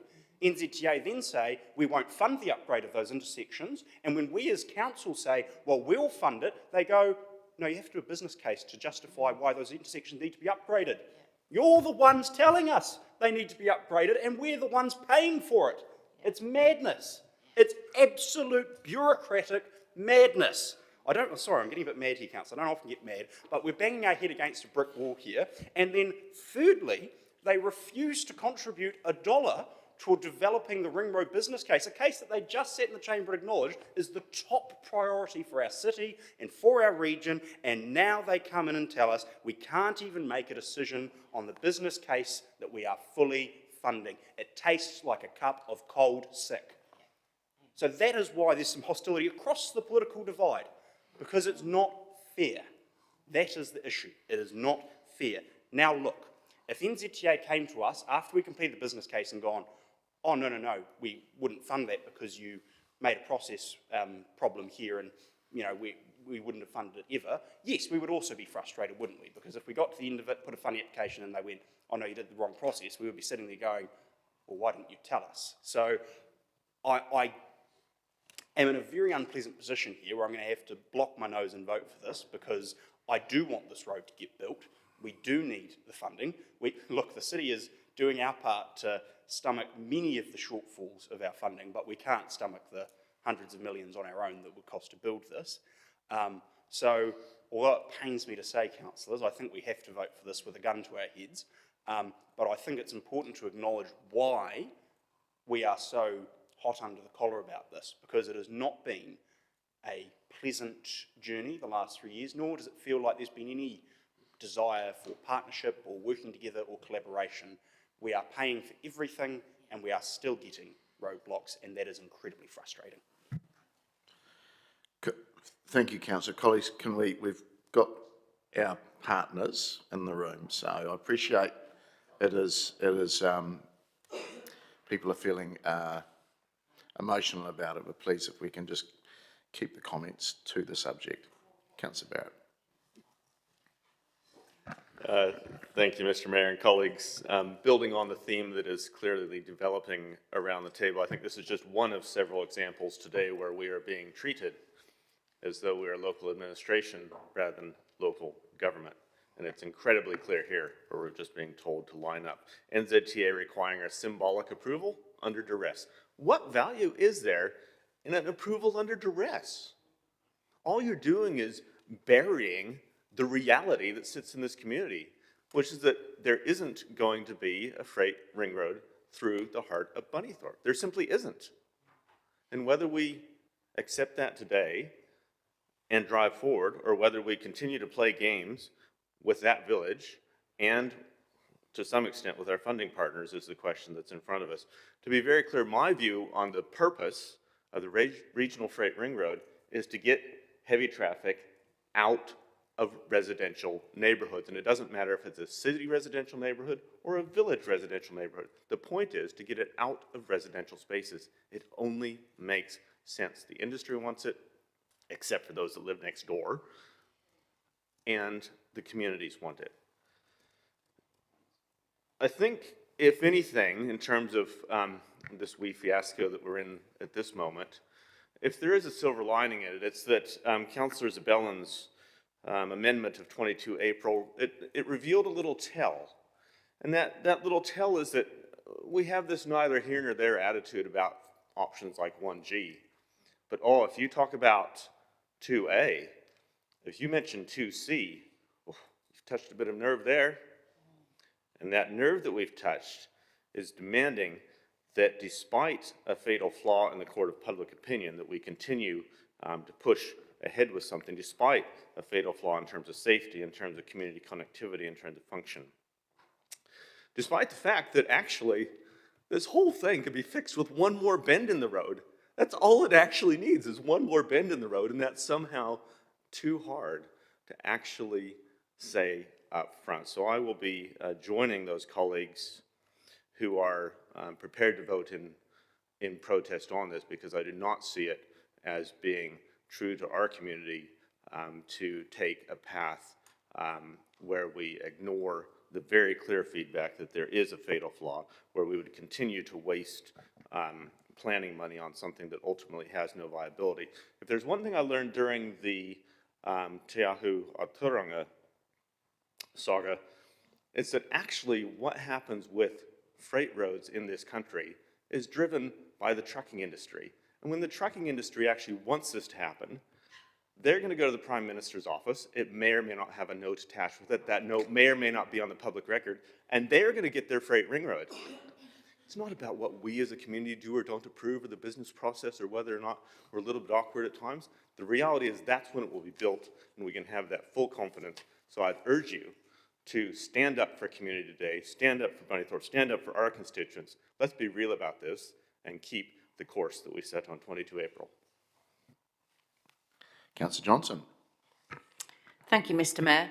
I think we've got a very clear choice today, actually. The choice is, are we going to, metaphorically, throw Bunnythorpe under the bus for a potential offer of funding from NZTA? And I say potential because although the Mayor refers to them as our partners, we've seen very little in the form of partnership in the last few years. And whether or not people like to admit it, We are struggling on our own to pay for business cases, to pay for roading upgrades, to pay for footpaths and everything else. I'm not prepared, and I hope you're not either, to throw Bunnythorpe under the metaphorical bus here. Because ultimately that's what we'd be doing if we agreed to bring these options in. So that's the first decision point. The next thing that irks me hugely is that we're being told that we made the wrong decision a month ago, when we made a considered decision, when we looked at the options. What we weren't told then was there was only one decision that had to be made, and that was the decision that NZTA wanted. So who's actually making the decisions here, councillors? Is it us? Or are we just tick-boxing what NZTA are prepared to fund? Because that's what it seems like to us. And that's what it seems like. I'm beyond irritated by the approach back to council to revoke a decision that we made in good faith, taking into account feedback from our community, and I'm not prepared to do it. And whether or not this business case gets funded will be an entirely political decision. It's political. Do you think Hawke's Bay got their money for any reason other than it was politically expedient to give the money to them? No, they didn't. So this, at the end of the day, will be political, and I'm not prepared to put back in options that betray our community, and that's what we're talking about here. And then the final point is there's a significant perception of bias being introduced if we revoke this decision. And that is that it's suggesting that NZTA have got a predetermined outcome here, and that is that it be 2A or 2C. And because we naughty councillors made the wrong decision to put in 2E and to rule out A and C, they've now got to be put back in. Well, I don't believe in predetermination, I believe in natural justice. And I don't want to see us do this. It would be quite the wrong thing to do. It would send the wrong message to Bunnythorpe. And there's got to be a point where we actually say enough is enough, we're sticking up for our community. Councillor Bowen. Thank you, Mr. Mayor. Thank you, colleagues, for your heartfelt comments on all of this, because I think, like most of you, I felt like we did the right thing a month ago in hearing what Bunnythorpe had said. Then knowing this was coming back, I went back to that engagement report that Councillor Isabella had referenced, which is a huge piece of work. And what it confirmed to me is that Bunnythorpe definitely has an opinion. And when we talk about there being mixed community feedback, that's because we're setting one part of our community against another part. Kelvin Grove don't particularly want it there. They'd rather it was in Bunnythorpe or Ashurst. Ashurst don't want it there. They'd rather it was in Bunnythorpe or Kelvin Grove. And so it goes on. So of course the feedback is mixed because everybody doesn't want it in their backyard. But Bunnythorpe's backyard has become incredibly contentious over the last few years because of all the other things that are currently going on in Bunnythorpe's backyard. And as a result, they have very low levels of trust in PNCC, in NZTA, and in other government or government-aligned organisations. And our discussion today, and our discussion a month ago, just feeds into that. So it's incredibly difficult when we've been given the illusion of control, and Bunnythorpe given the expectation that this council had some control, and then it turns out that we don't. And that is the reality that's in front of us. It was an illusion of control. I know there were discussions even as to whether the report that came to us a month ago should have been a recommendation to council or whether it was just for council to note. And maybe that would have been the more honest position, that we were noting a decision that had come through the technical process. And I have no problem with the technical process. You know, I have high level of trust in our officers and the people we employ to go through the right processes. It's complicated, it's technical, the multi-criteria assessment is sometimes a complicated but still blunt tool. It will throw out answers in the end, but I echo Councillor Johnson's concerns about predetermination, that NZTA might have a preferred view now, which is predetermined, but I worry that in us signalling an initial policy preference for option 2E, we'll go through all of this pain, only to be told at the end that in signalling that preference that we have been predetermined because it builds on our decision from a month ago, and they still won't fund it.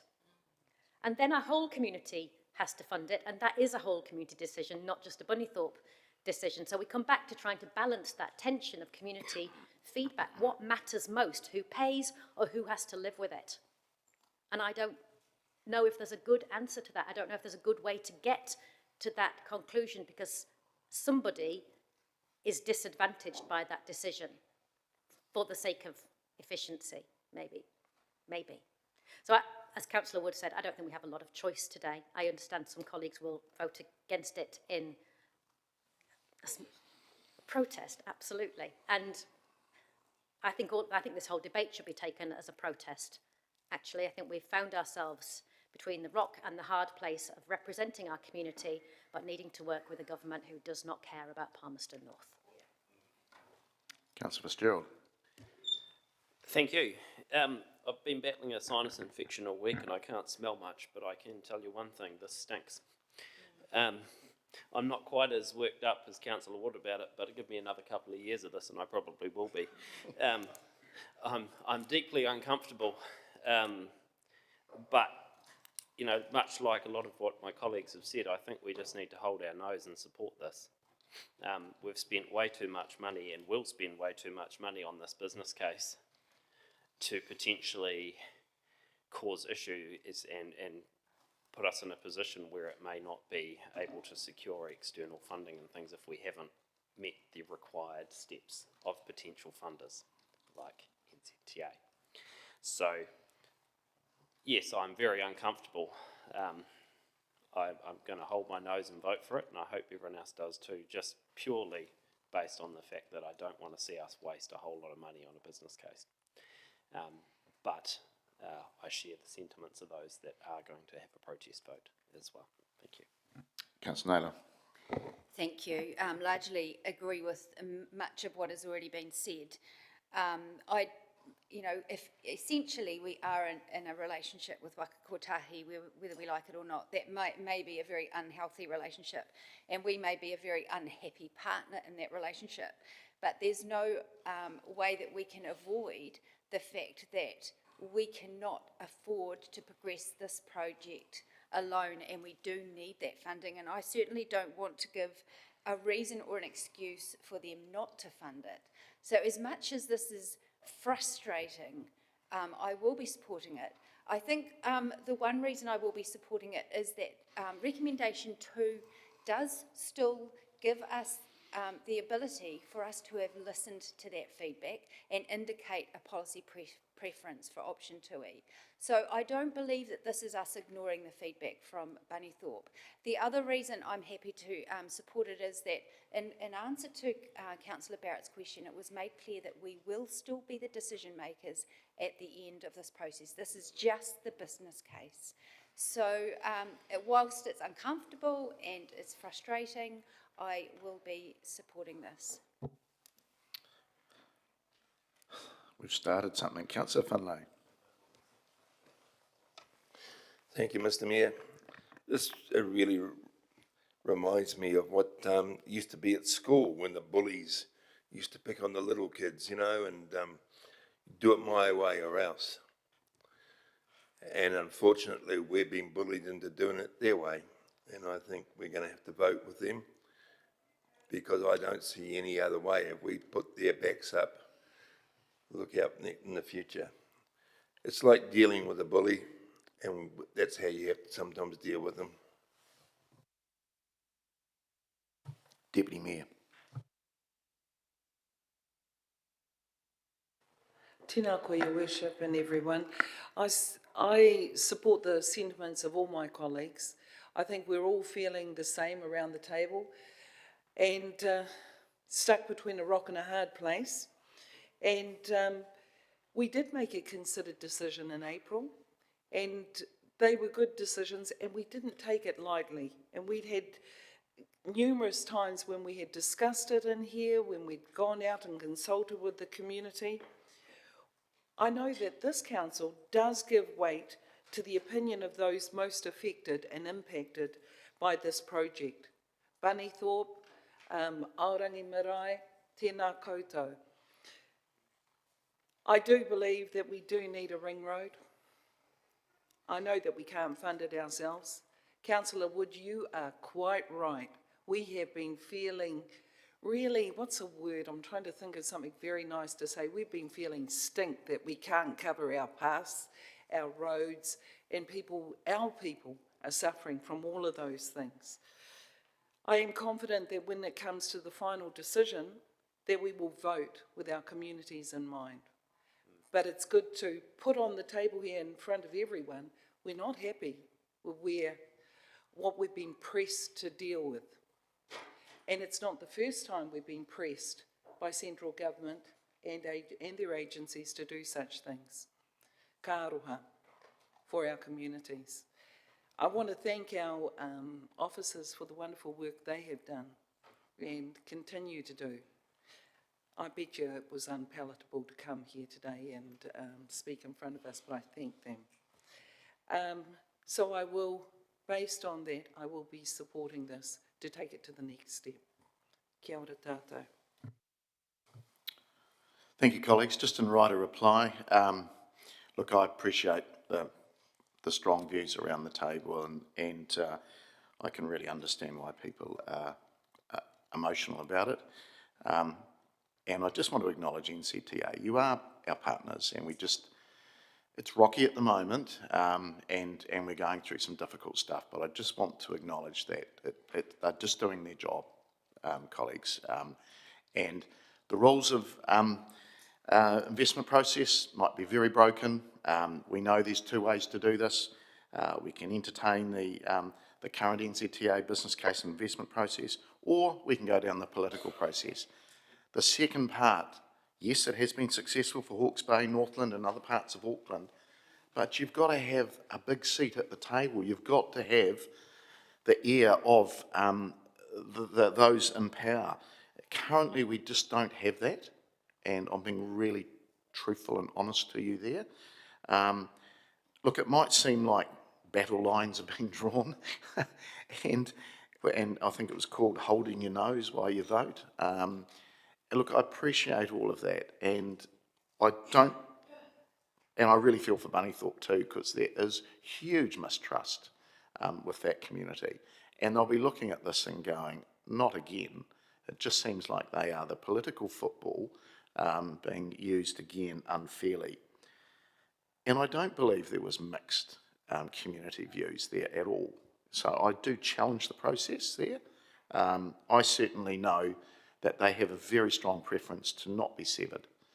They don't want to be severed, and we shouldn't really be even entertaining this. But I do ask you to hold your nose, and I do ask you to support this. We've got to get through to the next phase. We hold the decision, the final decision, and hopefully the process will show us that the option won't sever that village of Bunnythorpe, and that we do come to a sensible, through the process, a sensible decision. So please, I ask that you support this. I'm going to separate the two of them. We'll vote first on recommendation 1, that council revoke the clause 4526 adopted on the 22nd of April. We'll vote on that one first. Oh, Councillor Johnson, you're back in. Sorry, just a quick question. Since this is a revocation, will it require 75% majority?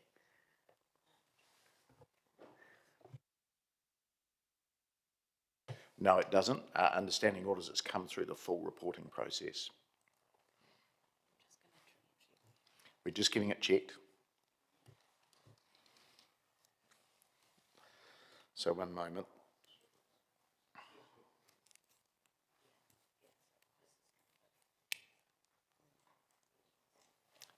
Yep, that's correct. So we'll vote on 1 first, please.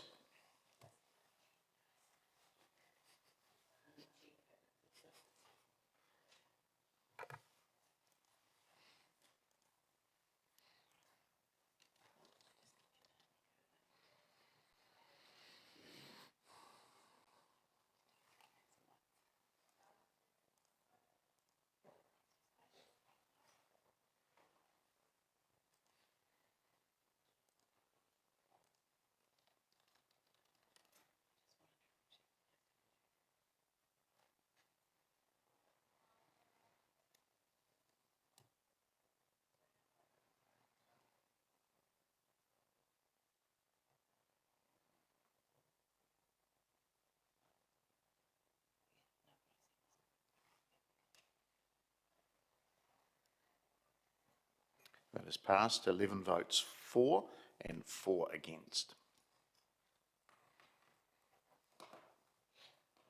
All right, we'll go to number 2.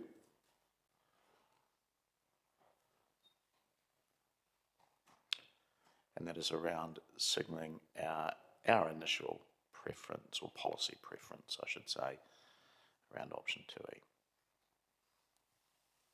Can you vote, please?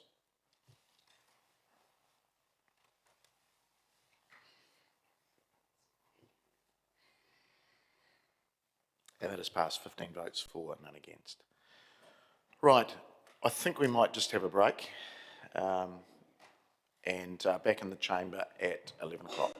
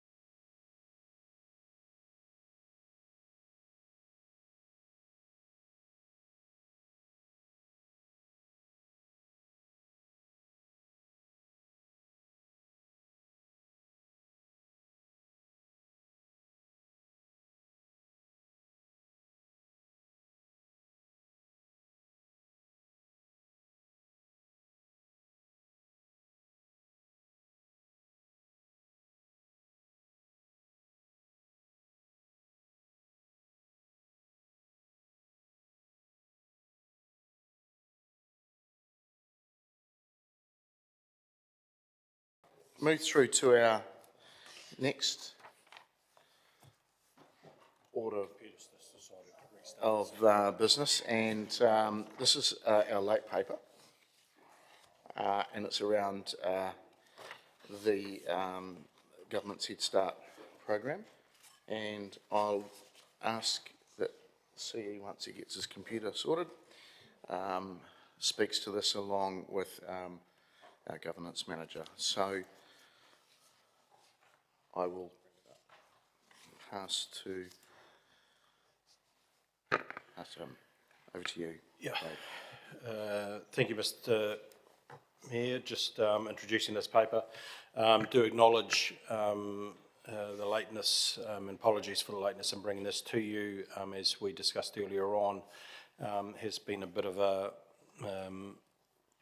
getting the report prepared and ready for you. So just do want to thank our governance manager, Hannah, as well, for her efforts in preparing the paperwork that you have in front of you as well. We just needed to make sure that we had all of the details that you might have needed in order to go out for some community feedback. As has been mentioned, there are some other councils across the Horizons Regional Council area that have already started some engagement around this process. We've prepared 4 options for you to consider as part of this. There is also some work that's been happening through the mayoral forum currently as well. This is obviously a topic for the mayors across each of the TA areas across the region as well. We haven't proposed any dance partners, I guess you could call them, as part of this process as well at this point in time. There is an option for you to go into part 2 to have a more in-depth conversation if you choose to do so, and there is a confidential attachment that's been provided for you here as well. If there's any questions on that, then we will need to go into part 2, Mr. Mayor. However,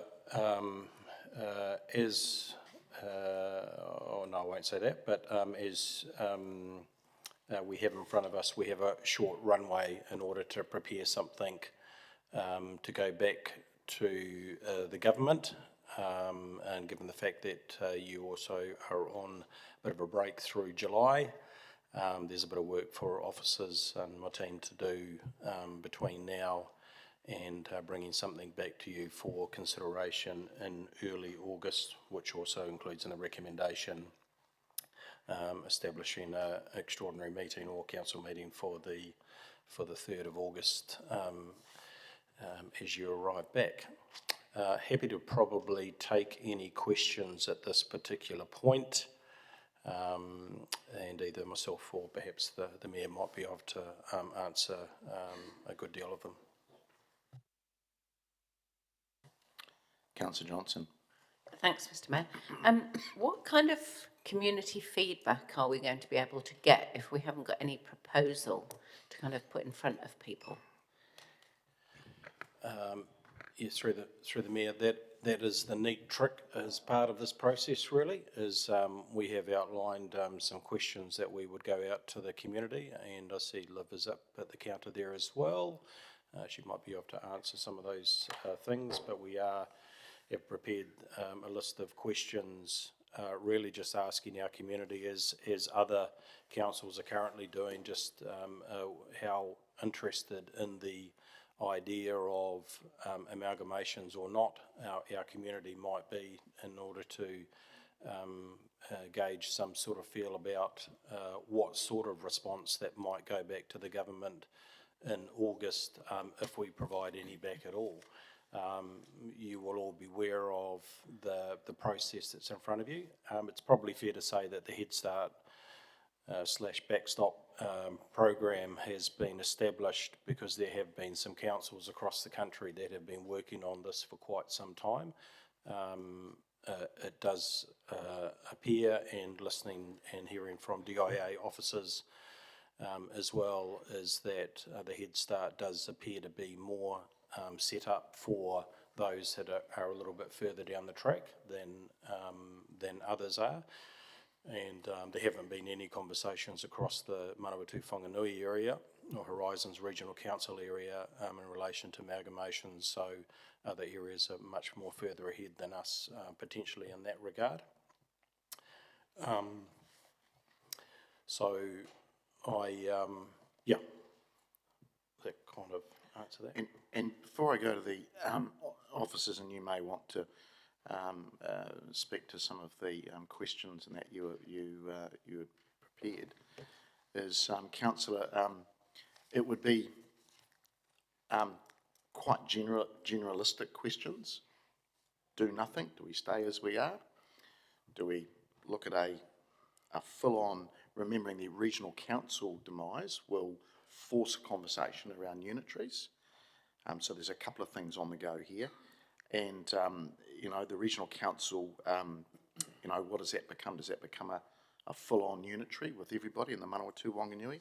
Or is there a sub-regional model? Or is there just teaming up with a neighbour that's willing? So there could be all of the above. But I'll perhaps let the officers speak to that.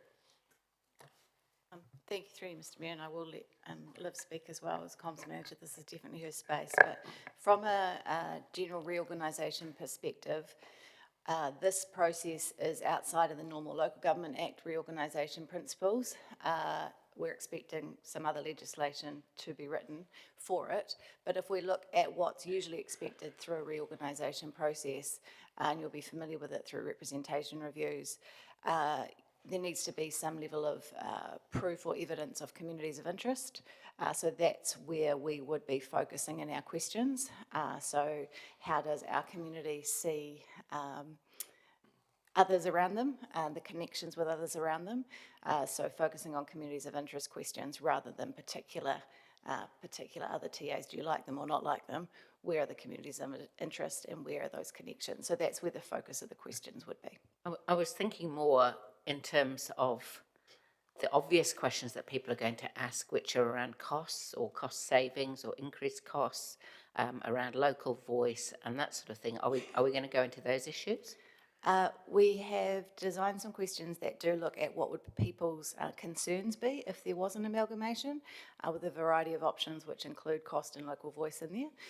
We've also looked at the other side of that coin. If there was an amalgamation, if there was a merger, what would be the outcomes that people would be seeking from those? What would be important to them there? So yeah, that's okay. So rather than going out with a specific proposal, we're, I guess, gathering general opinions. Yes. Okay. All right. I've got more questions though. Okay, Liv, do you want to just add anything there or not?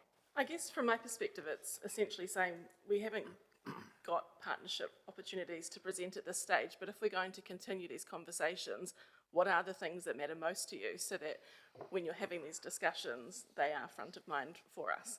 And that's where the questions are. That's, I guess, why we'd look at doing this. Okay. Do we have any idea of when we might get more information about backstop process or timelines on that? Through the Mayor, this process is kind of still being built a little bit as it goes. So as soon as we know further information, we'll look to make sure that that's circulated to elected members. We don't have any other details other than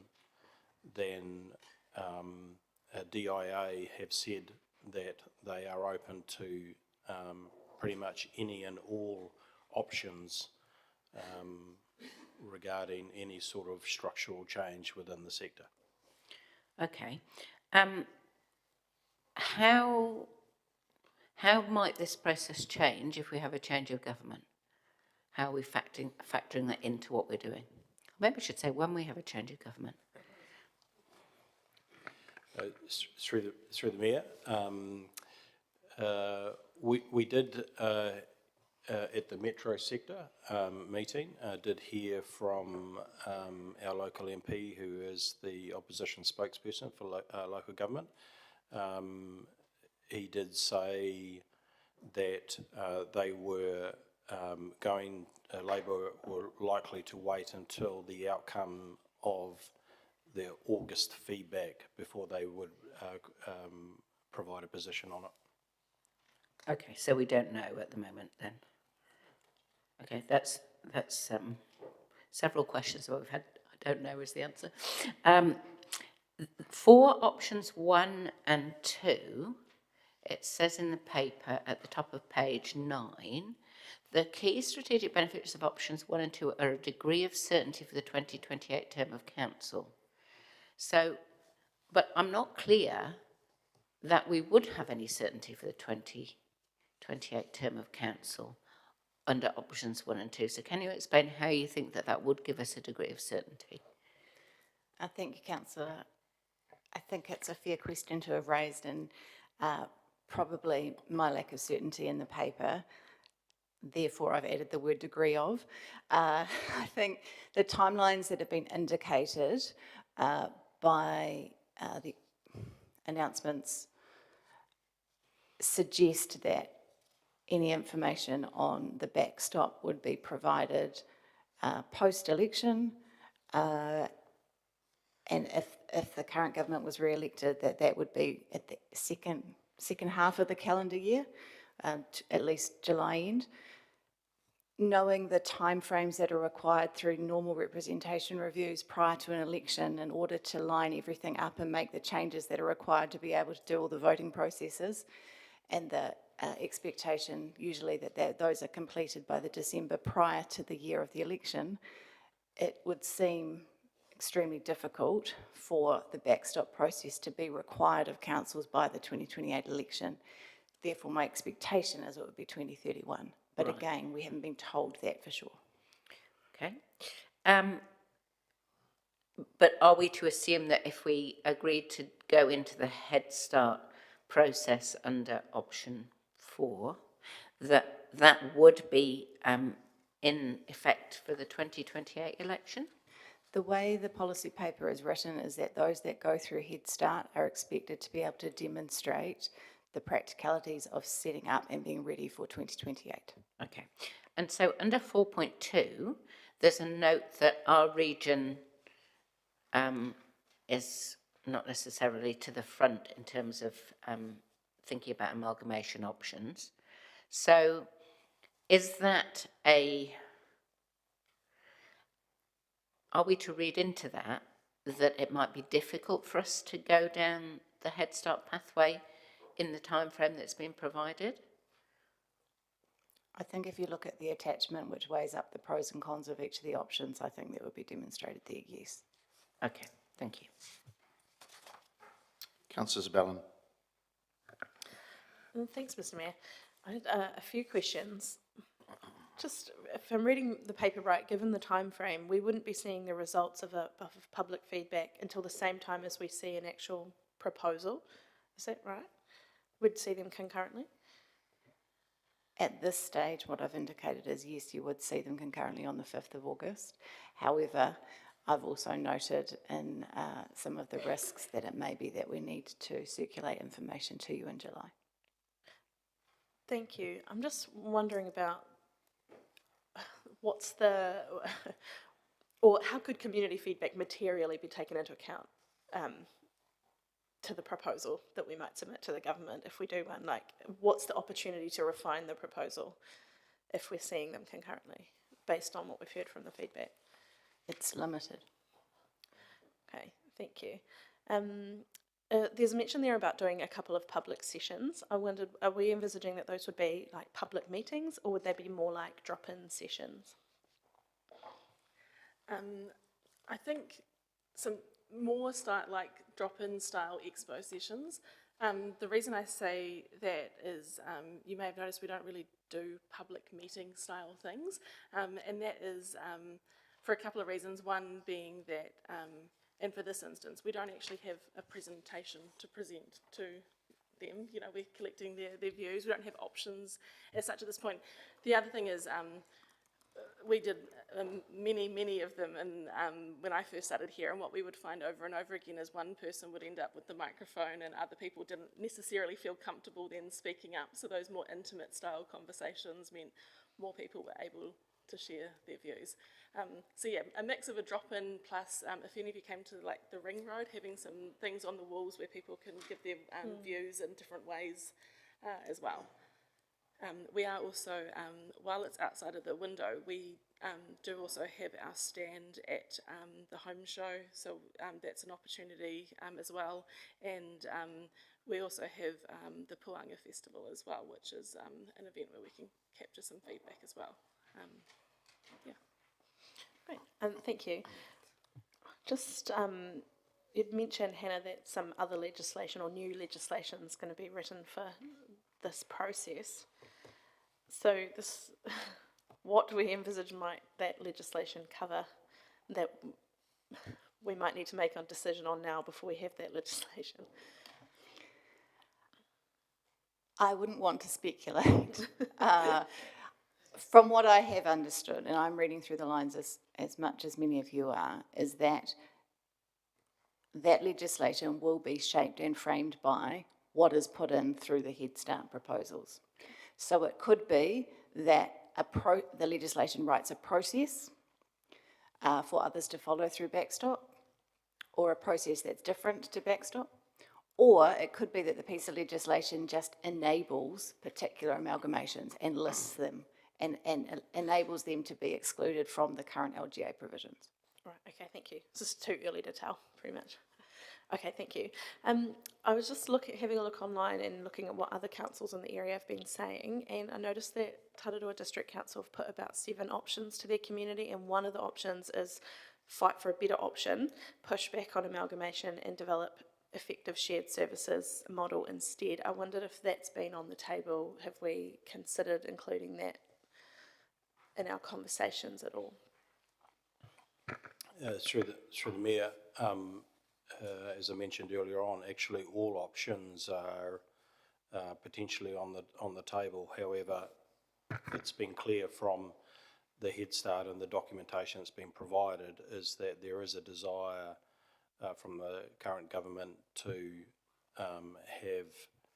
create unitary authorities. So it's kind of what does the mix of that look like, because that can be a mix of some aspects coming into TAs. It could be local boards, it could be CCOs, it could be shared services. So there are a raft of options within that actually could be worked out. And if I could just comment too, I mean, the unitary conversation is really forcing some urgency on this, so it's something that does need to be addressed. As the regional councils will be disestablished, that will happen in 2028. And we know, and it's public knowledge, and it's public, I think it's even public documents, that our cousins to the west are keen on a unitary by themselves. So there is already people looking at different things. And look, the DIA were pretty clear at LGNZ meetings. You can push back and you can fight. That's at your risk. And they were pretty clear that if the government, the current coalition government does get in again, that this will be probably top of their list, and it's pretty popular with voters too. Thank you. And I just had one more, which I don't at all mean in a critical way, but I'm just observing that we seem to have been quite slow to respond compared to the other TAs in the area, in terms of we've got nothing on our website, we haven't made sort of any public acknowledgement that I have been able to find. I'm happy to be corrected. And, you know, some are already holding public meetings or putting options out there, and I felt like it'd been radio silence from us, so I just wondered whether what's the reasoning behind that, or what's the circumstance behind that, and also whether from this resolution, whatever we decide today, can we expect us to kick into gear and be a bit more communicative? Well, I can probably help answer, and then the officers can jump in, because we have been having discussions at the mayoral table, and it'd be fair to say some have jumped immediately, and their views are quite well known in the media, and I think we're about the only ones that haven't said too much. And I'll be really honest, I've been purposely had a light touch on it without pushing, and we haven't had a discussion about it either, so I didn't feel I quite had the mandate to go and say, oh, we're going to do this and we're going to do that. And we've got some strong opposition from some of our smaller neighbours, and that's human nature and natural. This happened in 1989 too. You know, there was 800 entities that merged to 78. So, I mean, this is, I suppose, another iteration of that, somewhat faster and somewhat less information. So it's probably Council, it's on purpose that we've just been a little bit slow to discover and see if there was any more information, but there hasn't really been. So, Thank you, that's helpful, thanks. Councillor Naylor. Thank you. I'm just trying to differentiate some of the differences between the options, particularly between 2, 3 and 4, in terms of what delegation we're handing over to the Mayor and Chief Executive as opposed to decisions that come back to Council. Just looking at page 8, under 3.3, and the detail under option 4, it talks there about a couple of things to do with option 3. Now, is that just a typo? Is that meaning to say option 4, or is that making reference to option 3? Thank you. That was my number one fear, that there would have been a typo there and you found it. So that detail does relate to option 4? Option 4. Okay, so under the last paragraph, under option 4, it says it effectively gives the Mayor and Chief Executive delegation to actively lead and negotiate the details. So that reads to me like we don't have the decision making as a council for determining that. Is that a fair assumption? No, in all those situations it would come back to Council on the 5th of August. Okay, so... But there would be more detail in option 4 and what's provided to you than in option 3. Okay, so the paragraph above that which says would require a further decision in early August, does that mean council decision? That's correct. Yep, okay, thank you. And so all of the options do require a council decision in August, or the second, third and fourth options all require... Option 2 to 4 would come back to Council on the 5th of August, yes. Okay, thank you. Councillor Barrett. Thank you, Mr. Mayor. Just wondering how long we've been on the Central District's water journey. Through the Mayor, it seems like a very long time. Months, years? Years. Would we characterize this decision as more or less complex than Central District waters? Through the Mayor, this is extremely complex. That's probably about all I need to say on that. Thanks.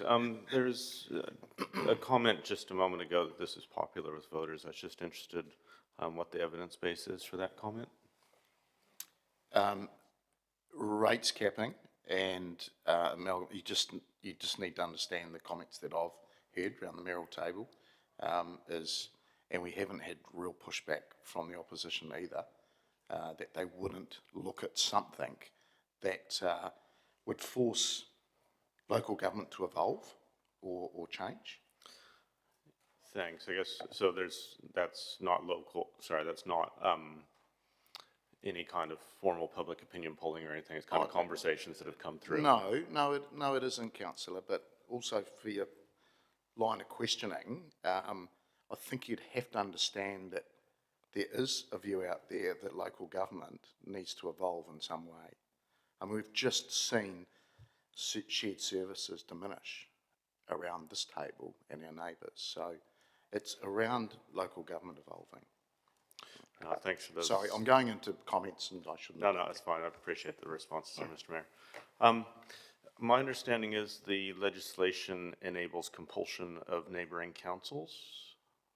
Is that in fact the case? no legislation yet, but the announcement allows for, yes, for compulsion under certain situations. So I think it's set out in the report, and the Chief Executive might have the numbering before me. 2.3. So to be eligible, proposal must include 2 or more TAs and or unitaries, and they can submit if they represent a majority of the directly affected territorial authorities or the population, the majority of the population across the directly affected areas. So yes, it is possible that in a proposal there could be councils that didn't wish to do it but were not a majority of the TAs, or could be areas which are currently part of TAs that not the majority of the population, so it could effectively be pushed into a situation. Yeah, so if we ended up with option 4, then would we be taking that approach? From my conversations with the Chief Executive, we'll be interested in willing partners, but that may be more of a comment. Yes, through the Mayor. Yeah, so option 4 really does require us to seek out a willing partner. And so are we ruling out using compulsion, or are we, where's that at? The Mayor may wish to comment on this as well. I think that you have stated previously that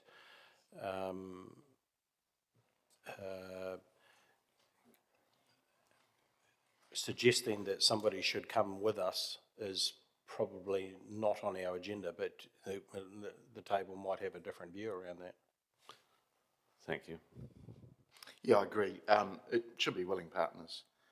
Compulsion does seem, I mean, that could really damage relationships for decades if people didn't really want to come with you. So there was quite a strong view around the Horizons table of mayors that willing partners,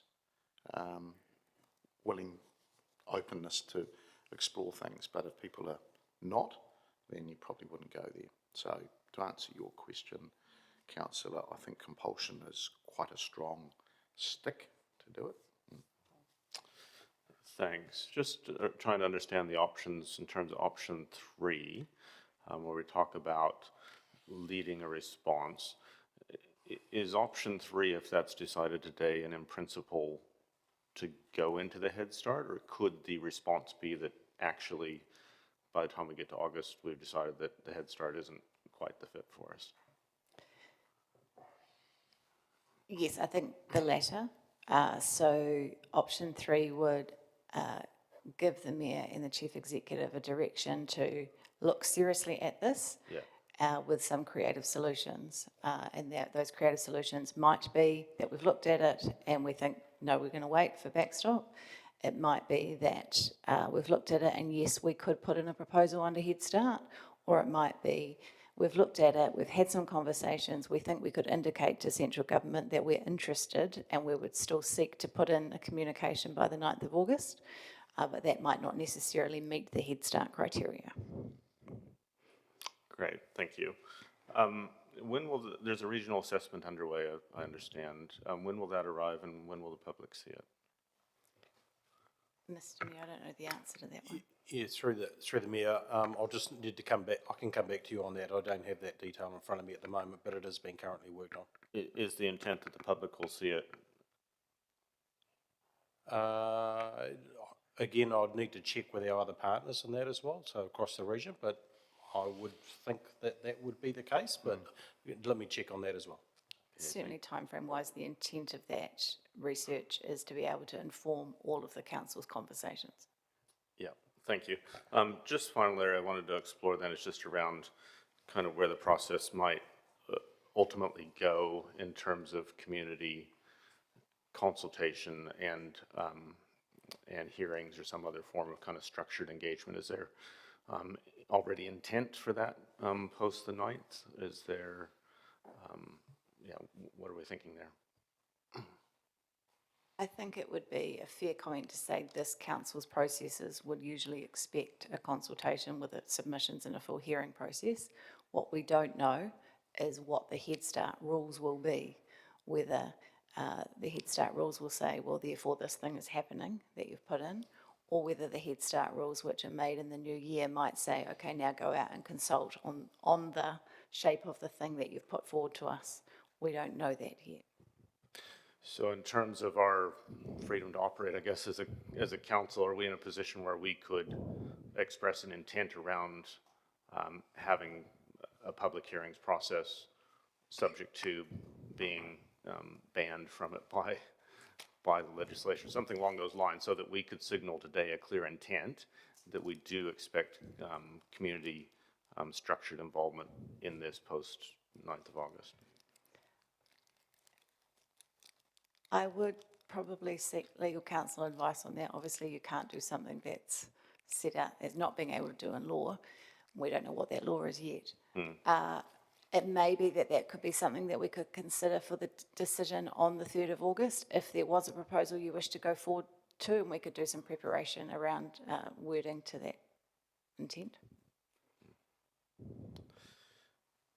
Thank you. I think that's where I'll leave it now for questions. Thank you, Mr. Mayor. Councillor Barn. Thank you, I think. Just following up Councillor Barrett's questions about compulsion. If we're in a option C scenario, would that be part of what we could frame up in our response, that there'll be an opportunity which might require compulsion and seek input that way? I'm hearing that nobody wants to go down the compulsion route, but we also know what I'm talking about.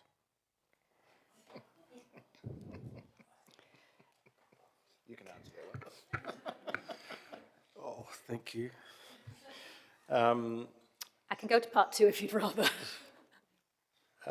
There's a possibility that it might be a bit of a part 2 conversation, because it's kind of leading into that attachment 3 paperwork that you have in front of you.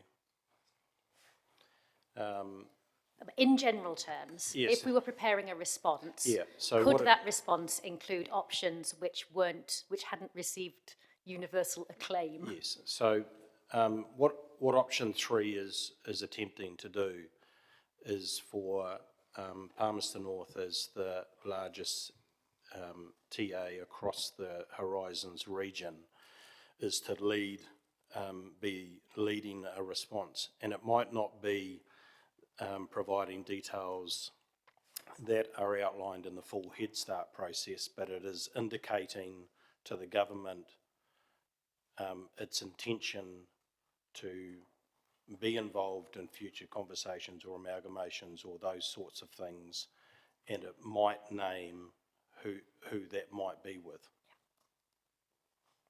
Whether or not they agreed with that. Okay, thank you. I think that's what I thought, but good. And then I'm just a bit confused. So I wonder, I'm going to ask, it's probably a stupid question, but what happens if we don't develop a proposal under the Head Start process, but we get to 2028 and Horizons is disbanded?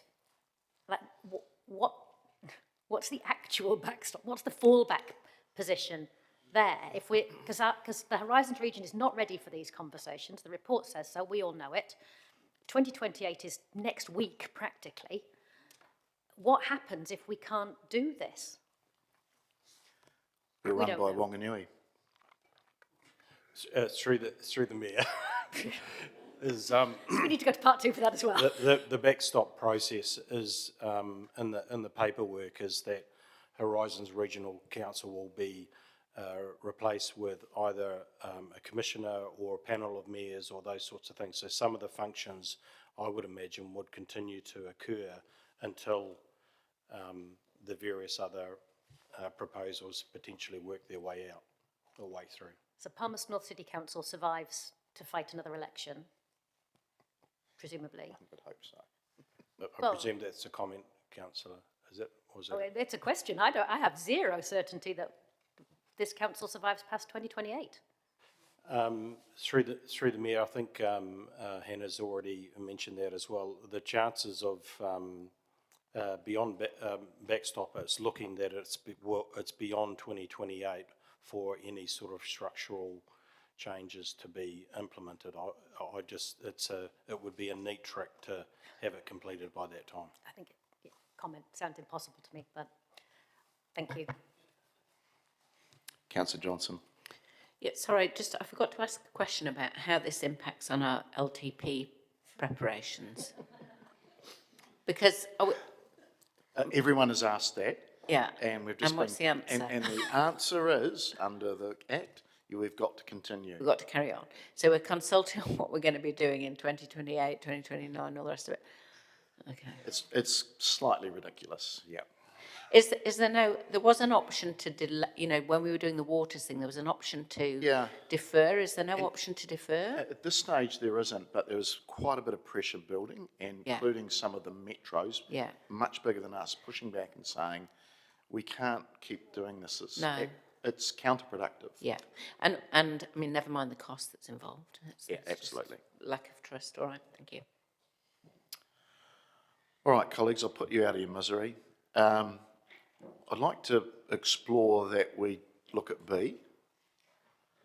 And the reason I say that, and look, it's been a few strange looks around the table, and if you want to go further, I'm prepared to look at that as well. A couple of things.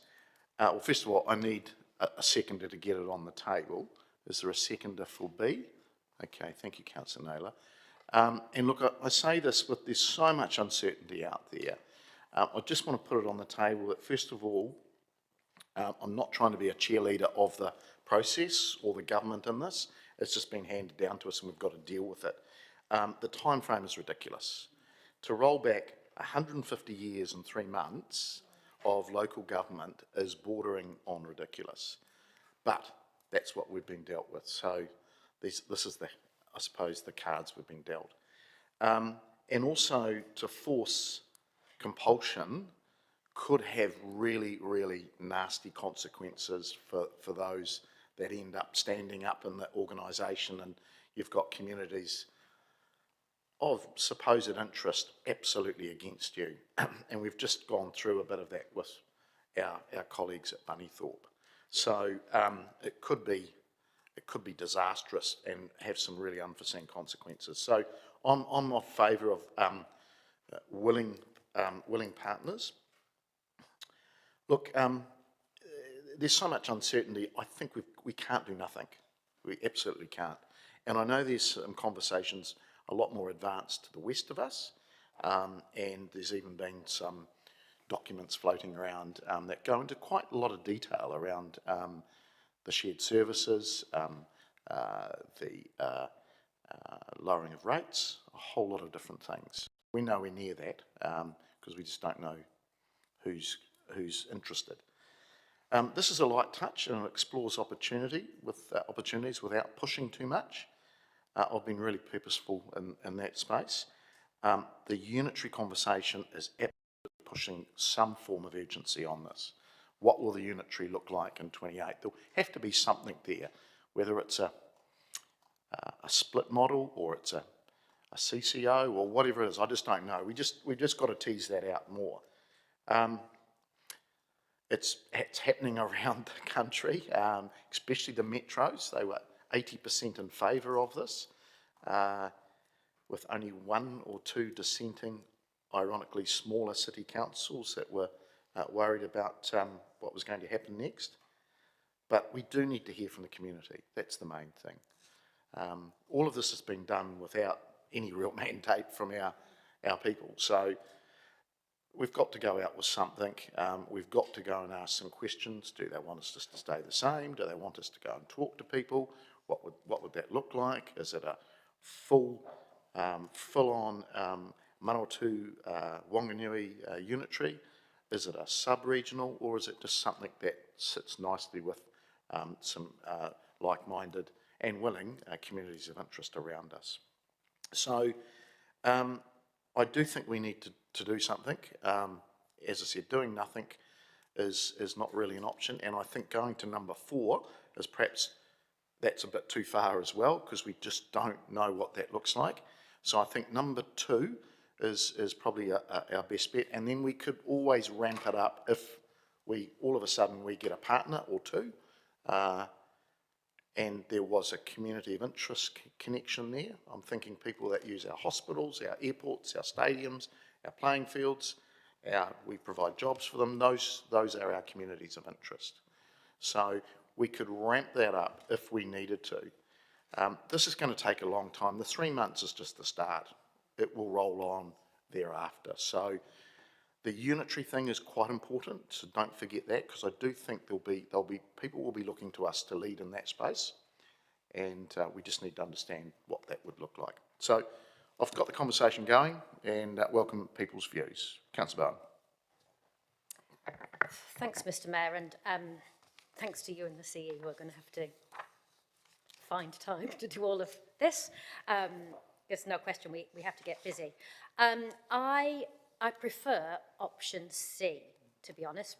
I absolutely agree that we need to start the work, prepare by investigating, but I think, and you just said in your comments, Mr. Mayor, people will be looking for us to lead. That is the role of Palmerston North in our region. We've lent into that. We own that as the regional capital. We have the numbers. That conversation around compulsion shows that the weight of this decision will sit with the community of Palmerston North. And I think, I always look for an opportunity in council to use the word behoove. I think it is behooving upon us that we step into this space. So I prefer option C, and if option 3, C, option 3. And so if B, option 2 fails, I'll move option C, that we prepare by investigating and lead a response. And Councillor Woods indicated he would second that. No question this is horribly complicated. No question that the time frame is impossible, and that we didn't ask for this and there's no mandate to do it. All of those things I think we're all in absolute agreement on, but it seems to be a day for cups of cold sick and swallowing dead rats, and so we continue. But I think my view is here that, bearing in mind the time frame we've got, it will be easier to pull back on work than to scale it up. So if we go into this process thinking we expect to lead, we expect to step into that, if it becomes obvious through the conversations that that's not where we're going to land, we can pull back on that. That keeps us still with the August deadline. But if we go in by preparing to investigate but not expecting to lead, and it becomes obvious that nobody else is expecting to lead, then we've lost time already at that point, and we'd have to scale that up, and that puts the timeline at even more risk of ridiculousness than it currently is. So my strong preference is that we prepare to lead, but we should certainly be preparing by investigating. Councillor Wood. Thank you, Mr. Mayor. Thank you, colleagues. This is an interesting discussion, and it cuts to the core of a lot of what we've been doing over the last 3 years, which is what is the role of local government and what space do we sit in for the future, really.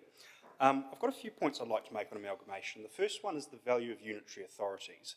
And many of you will recall when we were at Rangimareo Marae after that announced the dissolution of the regionals, and I expressed a view that I thought the announcement was too weak.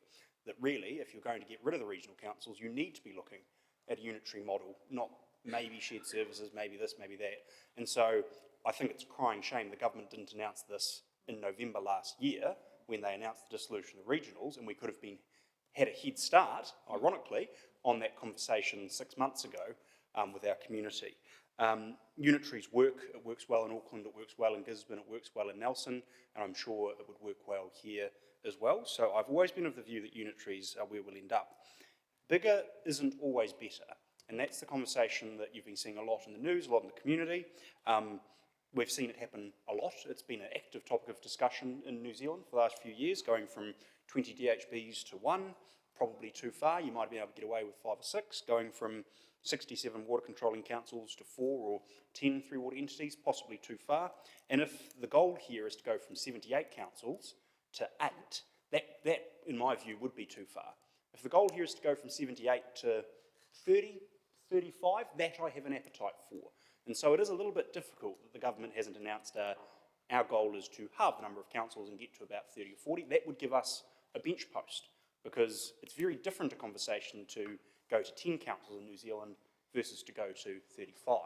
So I see why they've done it, and that they're trying to go, what's the community's views? Is there an appetite for some natural pairings? For example, in Taranaki, is there an appetite naturally to bring those three councils together? Or in Wairarapa, where you've got, I think, 3 or 4 councils along the east coast of the country. I see what they're trying to do. So my comfort sits not in total amalgamation down to 6 or 7 councils. My appetite very firmly sits around that 30 to 35 council mark, where we could get some efficiencies, get unitaries of an appropriate size. The value of a unitary, or the value of a regional council, and why they were set up, is the ability to manage large water catchments and large transport networks across regions. And so if you have a unitary that is only the size of the city of Palmerston North, it just doesn't work in terms of the functions it's expected to then undertake. So you've got to have unitaries of some scale. And so I agree with Councillor Bowen that it is our role in this to lead rather than be led. I wouldn't like to see us on the back foot in that position. So though I'm sympathetic to option 2, I'd encourage your councillors to vote against this option and vote for option C or 3 down the track.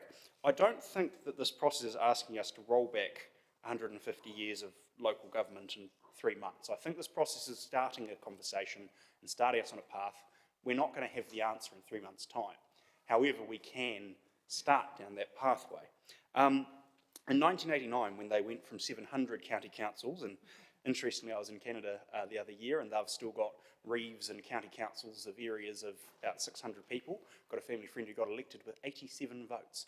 So they're still back at that stage of the process. But I'm sure back in 1989, many of those 700 authorities didn't want to be merged into 78. I'm sure hundreds of them probably didn't. And so I think we have to be realistic that, yes, willing partners is plan A and plan B, but we have to be aware that we may need to work with our neighbours and work with other areas and work with whatever the legislation ends up being around compulsion. I don't think we can rule out that this has to be willing neighbours, otherwise you end up with holes in your entities like we've got with CD Water. So I think we have to be realistic here and not keep our heads in the sand. It could well be the case that we need to have that conversation, but obviously that is not the preference. Councillor Johnson. Thanks, Mr. Mayor. Well, this is very much going to be the situation of turkeys voting for Christmas, isn't it, really? I'm very concerned, though, about the process that we've been forced into. That's the first thing. As has been the pattern with this government, we don't have enough information, we don't have legislation, we've been put on a tight time frame, we've not been given any extra resources to do this work, and that's been the pattern of anything that they've required us to do. The other thing that concerns me is that there is no mandate for this work. This government was not elected on a mandate of amalgamation of local government. In fact, it was elected on a mandate of increasing localism, which is somewhat ironic because amalgamations of this type will reduce local voice, not increase it. However, given my concerns about the process will be largely unheard, apart from perhaps in this room, let's have a look at the effect. I'm very concerned that this short time frame doesn't give us proper community consultation. That's my biggest concern. I'm not sure how we can go out and consult when we don't even have a plan to consult on. Getting people's views in the abstract has often proved not to be very helpful, because it's only really when the rubber hits the road and people see what the costs are going to be and what the effect is going to be on them personally that they're going to engage with a consultation. Otherwise, it's at such a high level that people just can't engage with it and don't see the relevance to their day-to-day lives. I'm very concerned that we've had such a lot of change in such a short period of time in local government. If you were cynical, you might think it was done deliberately to break local government. But we've had significant reform just in the last few years. Don't need to list it all, but, you know, waters, RMA, regional councils going. I don't have confidence that the government has a plan. They told us last year that they were going to get rid of regional councils and have a council of mayors running them. Now, not even a year later, they're saying that they want us all to be amalgamated by then and to run our own unitaries. I mean, what's coming next week? I mean, we just don't know. So I'm not keen for us to go down a pathway of agreeing to put in our own Head Start proposal at this stage. I'm happy if we did 2. I would also be happy with 3 because I don't think it commits us to anything, but perhaps it gets a bit more work done. But what I do want to see is a decent consultation with the community so that we understand what people think about this.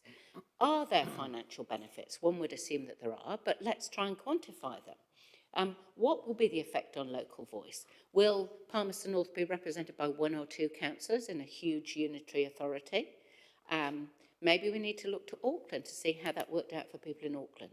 So, you know, there's lots to be considered here. It's a short time frame, and I don't want us to jump in with 2 feet and then find that that was the wrong decision. So I'm happy to support 2 if other people are happy with that, but I'd also be happy with 3.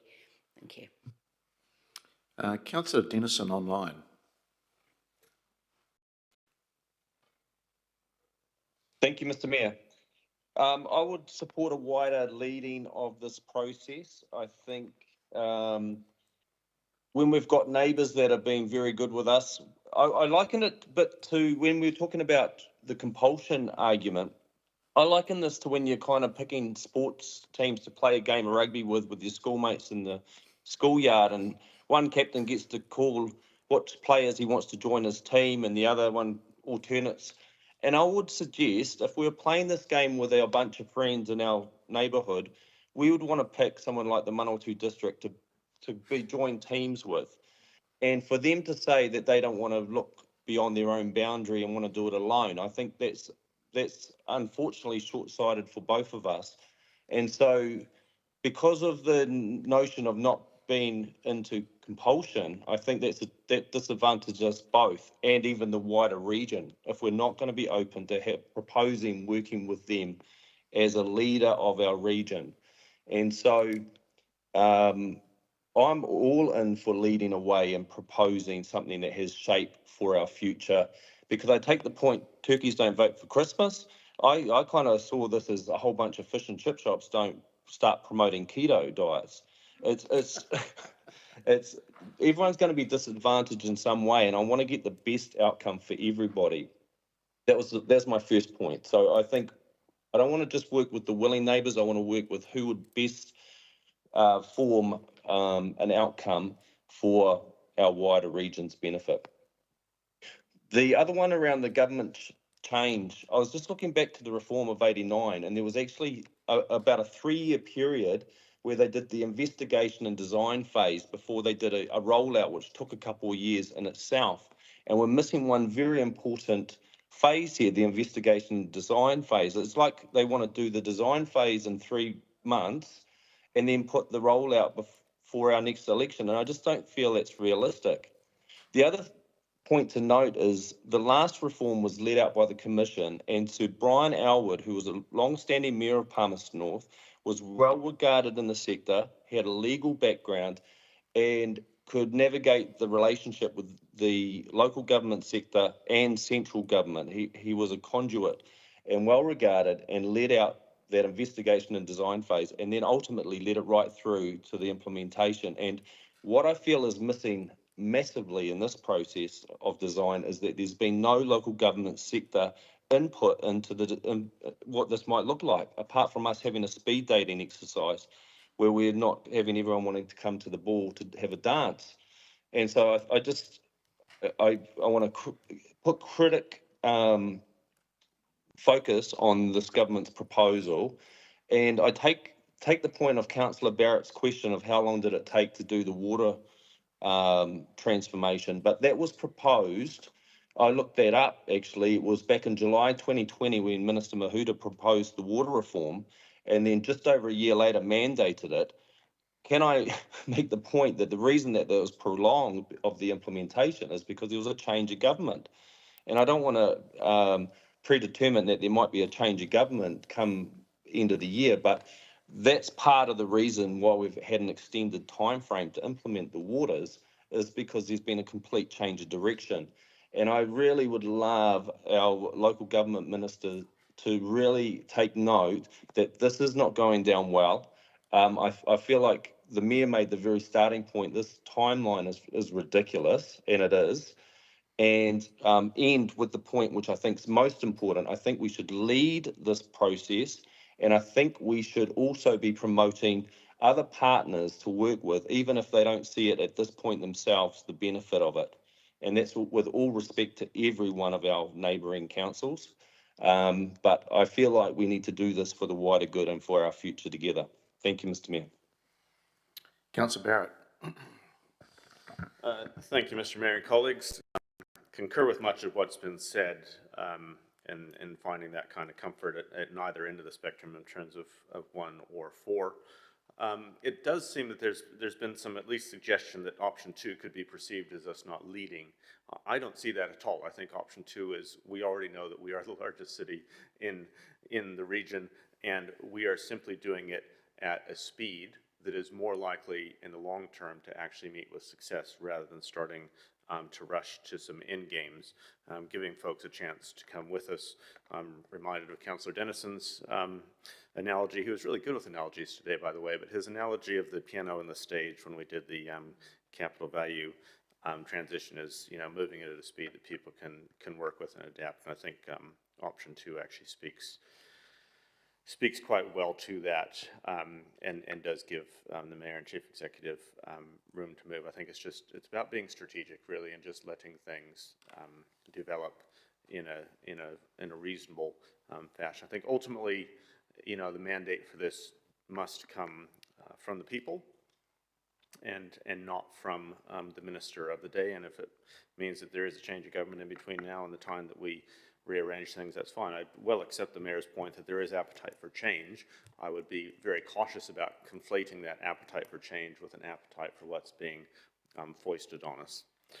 I went in mufti over to the Woodville meeting that Mayor Gilmore ran there. It was really interesting.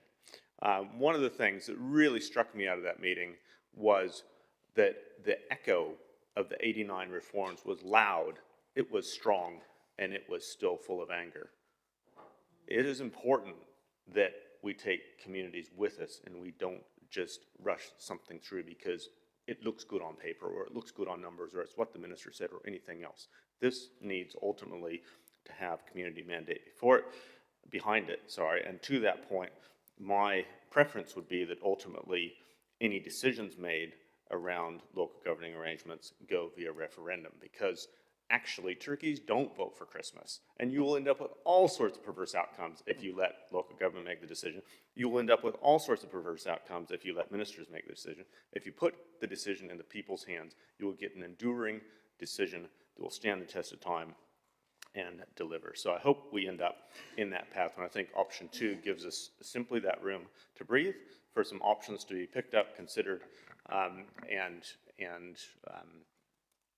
hopefully in time a consensus to emerge around what a better structure is, because I would not be brave enough to go and try to defend the current structure of local government as optimized in any way, shape, or form. There's definitely room to improve.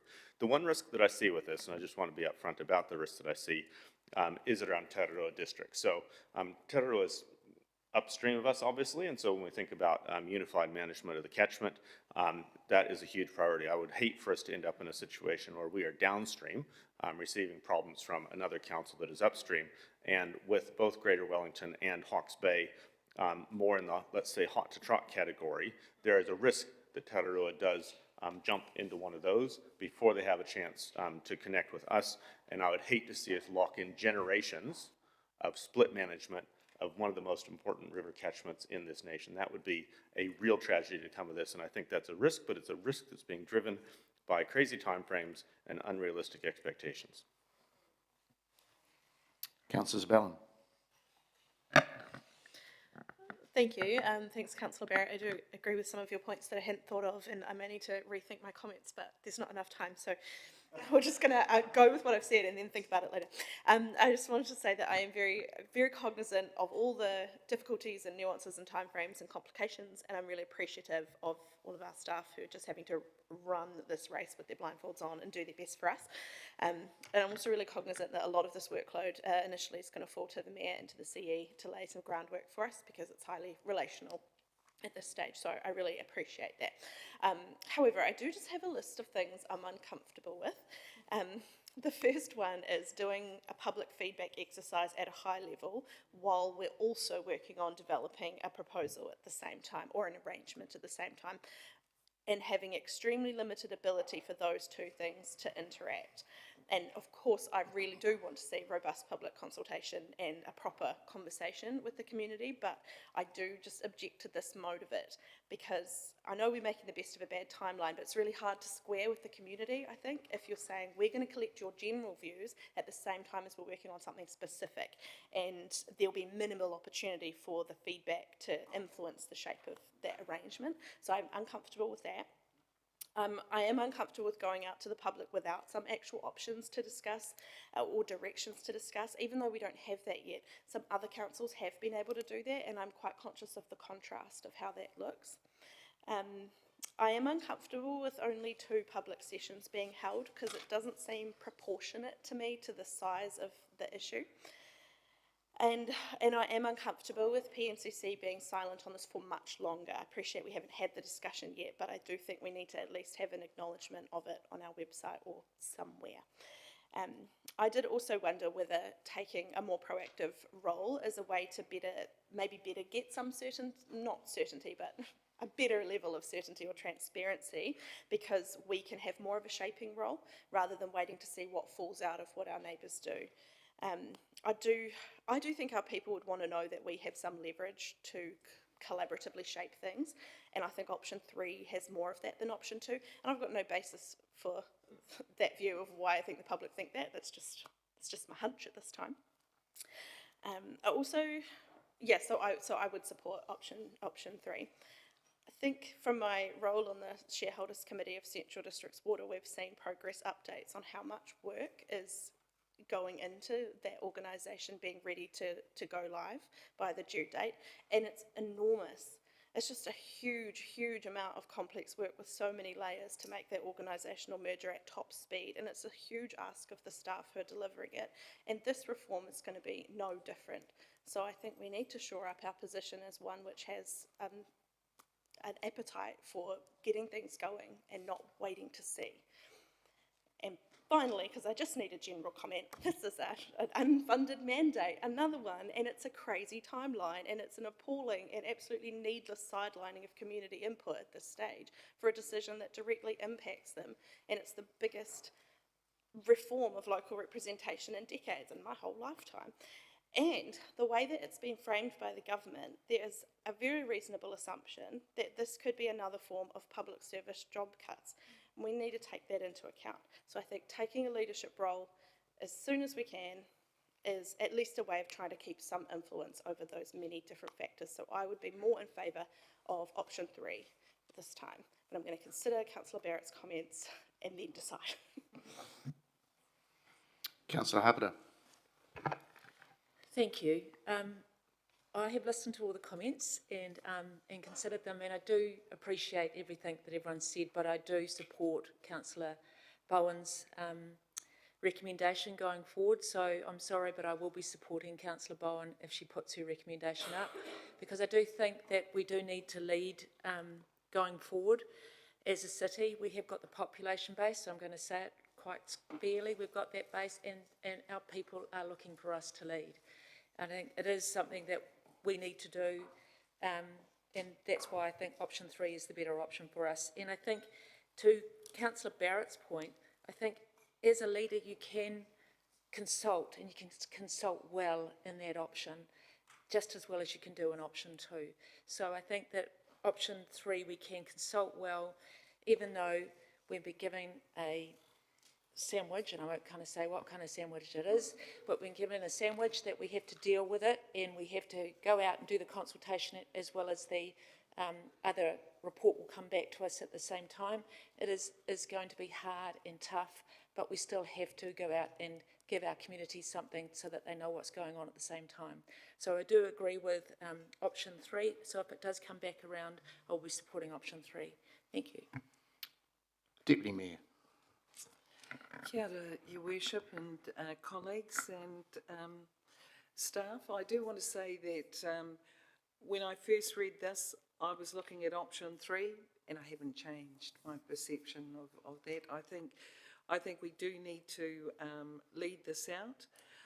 I agree completely with what Councillor Johnson has said about how this is just another example of us being pressed to do something without any consultation and within tight time frames and all the rest. We know that. I also agree with the CE. This is extremely complex. The mandate should come from the people. However, they also need to have genuine understanding and input. And that's an educative process, and that's something that hasn't been factored in, but we all need to understand this a bit better, and perhaps a more robust financial and service modelling would be really helpful, because that's going to impact us as well. There is a need to, I want to talk about the compulsion bit, because I think that for me, it's a matter of principle.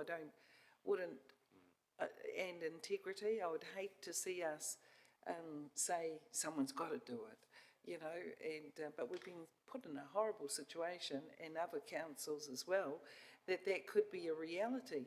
But personally, I know I would prefer that we work with people who want to work with us as well. That's all I've got to say for the moment, but thank you very much. Especially the officers who this actually adds huge amount of work to their workload, and our Mayor and CE, it's just dumped a whole lot more on them. So ngā mihi ki a koutou. Kia ora. Councillor Fitzgerald. Thank you. I will be voting against this option in favour of, I also support option 3. We need to be leading the charge as the bigger council in the area on this, and actually signalling an intent to work with the government on whatever the reforms might end up looking like. Just on Councillor Barrett's point, we do have a referendum coming up on this issue later this year called a general election, and so if some parties don't want to do it, they can campaign on that, and if people elect them, then the pin will be pulled, I'm sure. But I think regardless, this stuff's going ahead, and we've got to, whether we like it or not, and so we've got to be signalling our intent to work with the government on those and make the best out of it that we can. And I think that some of our neighbours that are expressing an interest to fight the process, I don't think that's going to go well for them. The train will leave with or without them on it, and hopefully with us captaining it. Thank you. Councillor Arnott. Thank you, Mr. Mayor. We all know this process isn't perfect, but I think we need to stop crying about it and just get on with it. Look, I don't support option 2. I think that's still with our hands in our pockets. And I'd like the city of Palmerston North, you know, one of 16 cities in this country, to be a bit more decisive about where we want to go and what we're doing. I don't see any point in being quiet. There might be people around us that don't want to be our friends, but that's life. We're the city. Get on with it. Thank you.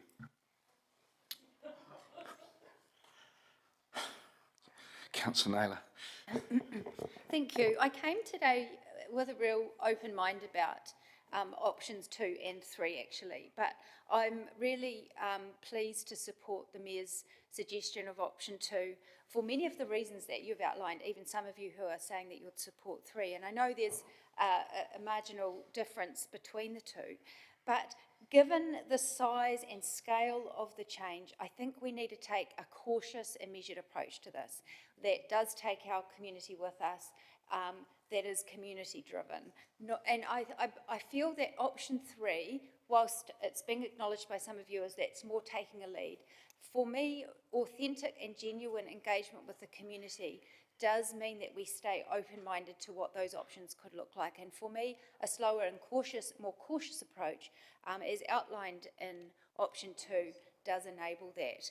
I found the officer's comments in the paper really useful, in particular on page 13, as has been acknowledged by a number of you. Option 2 does prevent the possibility of having to rework proposed reform. And I think, for me, it's important to go more slow and steady with this, recognises that we don't know what will happen in November, what changes may or may not occur as a result of that.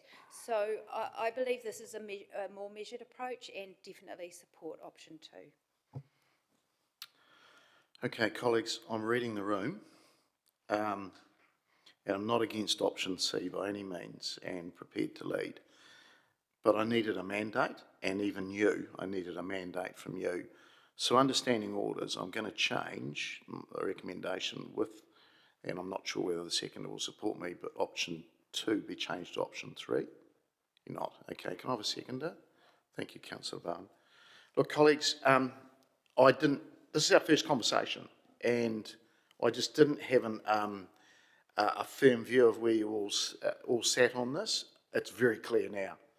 I'm happy to lead and change some views around that sub-regional, potentially sub-regional unitary model. If the community, and there's a big if the community responds to that. I'll be honest, I've already have a few calls lined up if this motion was successful, so we're not going from a standing start. There has been some conversations going on in the background. Now, they're not with everybody because some have voiced their very strong opposition to this. But ultimately, we do need to do something. Just can't sit still.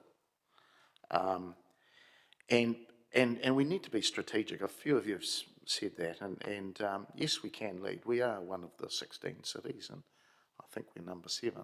So we should be. We're strategically placed. We should be doing this work. Look, it isn't a done deal, or there isn't any paper that will just miraculously appear. We've got to go and talk to people. We can speed things up, and I'd prefer to do that rather than jumping to an end game. But August's deadline really is an opportunity to put something in, and it can be as simple as a one-pager or what things might look like, because there's going to be a lot more work that goes on behind the scenes. And I think some of you have spoken about different timelines with Waters, with 1989, which we got a history lesson from Councillor Dennison on that and how long that took. And that was very real. And to be really honest, Sir Brian will be one person that I'll go and talk to as well, because there's still a lot of knowledge there of how things happened. And local government is a creature of stature. It hasn't really changed that much, even in those decades. So look, I'm very happy to take your mandate around this table for option 3. I didn't really have that before, and I haven't really spoken to a lot of you about it, so I was just cautious at the start, but I've got a bit firmer view, and I'm reading the room. I know where this is going. So I was going to put it to the vote, but Councillor Naylor. Just a point of order in terms of process, Mr Mayor, 2.12.8, in terms of withdrawal or motions and amendments. It says once motions or amendments have been seconded and put to the meeting by the chairperson, they cannot be withdrawn without the consent of the majority of the members present and voting. And I'm just unsure of how that was determined, that suddenly changed, that we'd moved and seconded a motion and everyone had had a chance to speak to that. Yep. But I'm unsure of how that was determined that the majority of the members present were happy to withdraw. I'll just get advice on it.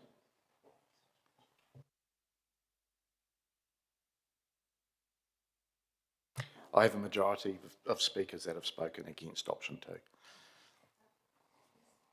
Mr Mayor, one of the speakers was unsure which way she was voting at the time of speaking. It's not majority.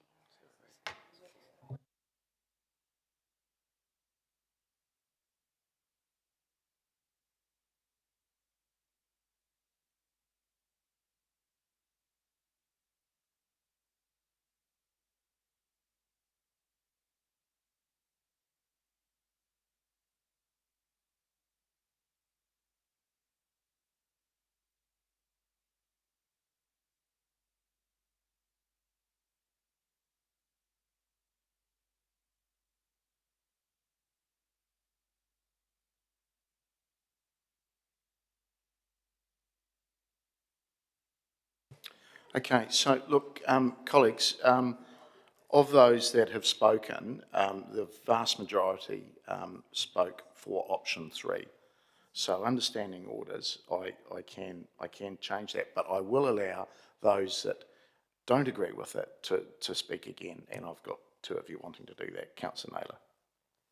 Sorry, I'm not wanting to speak again, but what I'm saying is there were only 7 that voted in favour of option 3, that spoke in favour of option 3, and what this is just about good process. What it says is it cannot be withdrawn until it's been withdrawn or lost. So all I'm suggesting is that it should be voted on rather than this chopping and changing. It's just not good process, Mr. Well, no, sorry, councillor. I'll just do it with a show of hands because I've written down if who was in favour of option 3. I just need a clear show of hands. No, I'm not voting. I just need to prove that we did have the majority there. You want to show consent to show. Yeah. Who's basically just a show of hands, just who was in the consent to move to option 3 on the table. That's all I need.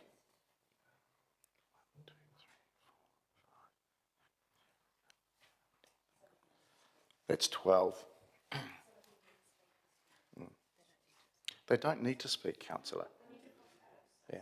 Yeah. But you can speak. I'll allow you to speak. If you want to speak again, I'll allow you to speak again.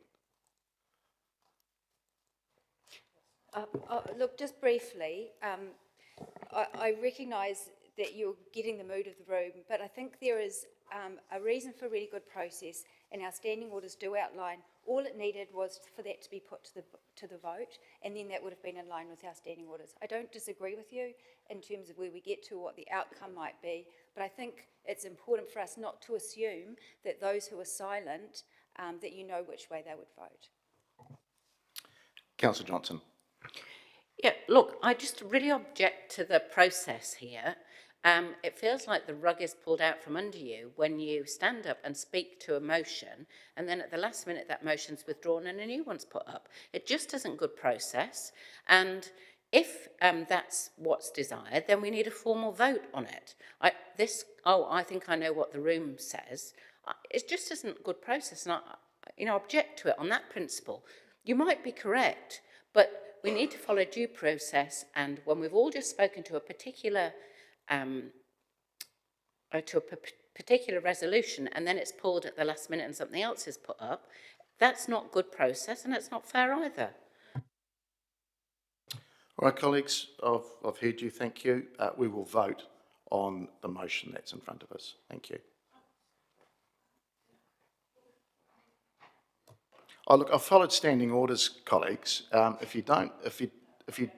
And I have, councillor, I'm sorry, I've got advice and it's in writing. So I've heard you twice, councillor, so we're going to vote on that recommendation there.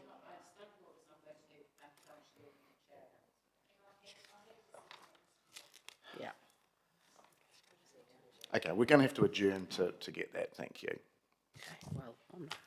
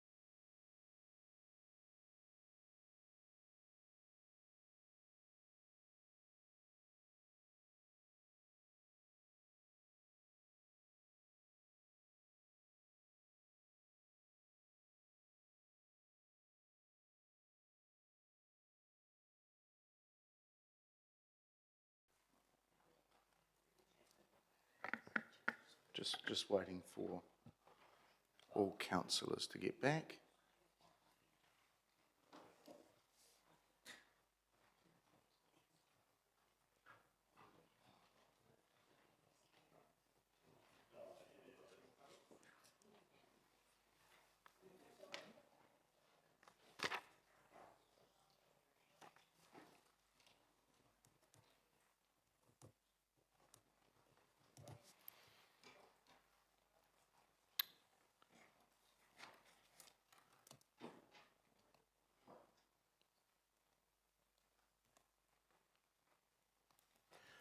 All right, I'll just ask the governance manager just to speak around that ruling.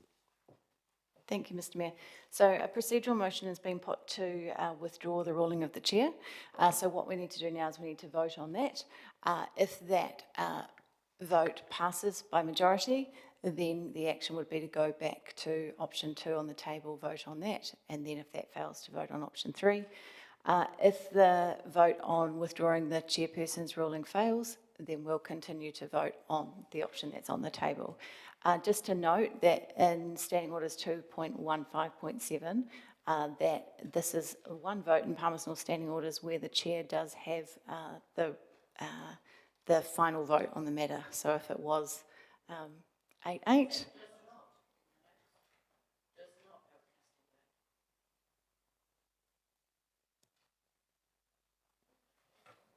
thank you, Councillor Johnson. There was an extra comma. No, so as per usual, so the chair doesn't have a casting vote, so 8-8 would fail. Okay. All right, so we're going to put the vote on the screens for you, and then we can vote. Okay, with procedural motion, nobody speaks, and we're either voting that the chairperson's ruling is withdrawn. So either vote for that or against it. Thank you. Should come up in a second.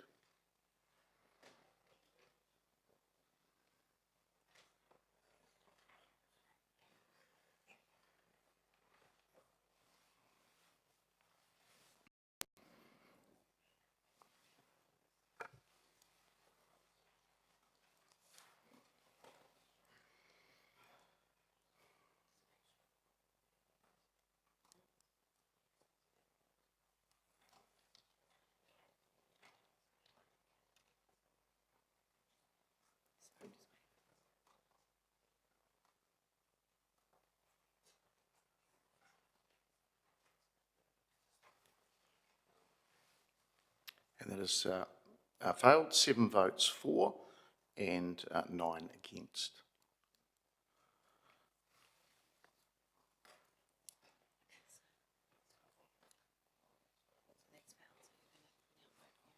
Yeah. Okay, so we've got the recommendation to Council that prepares to go to lead response, option 3. You can vote, please.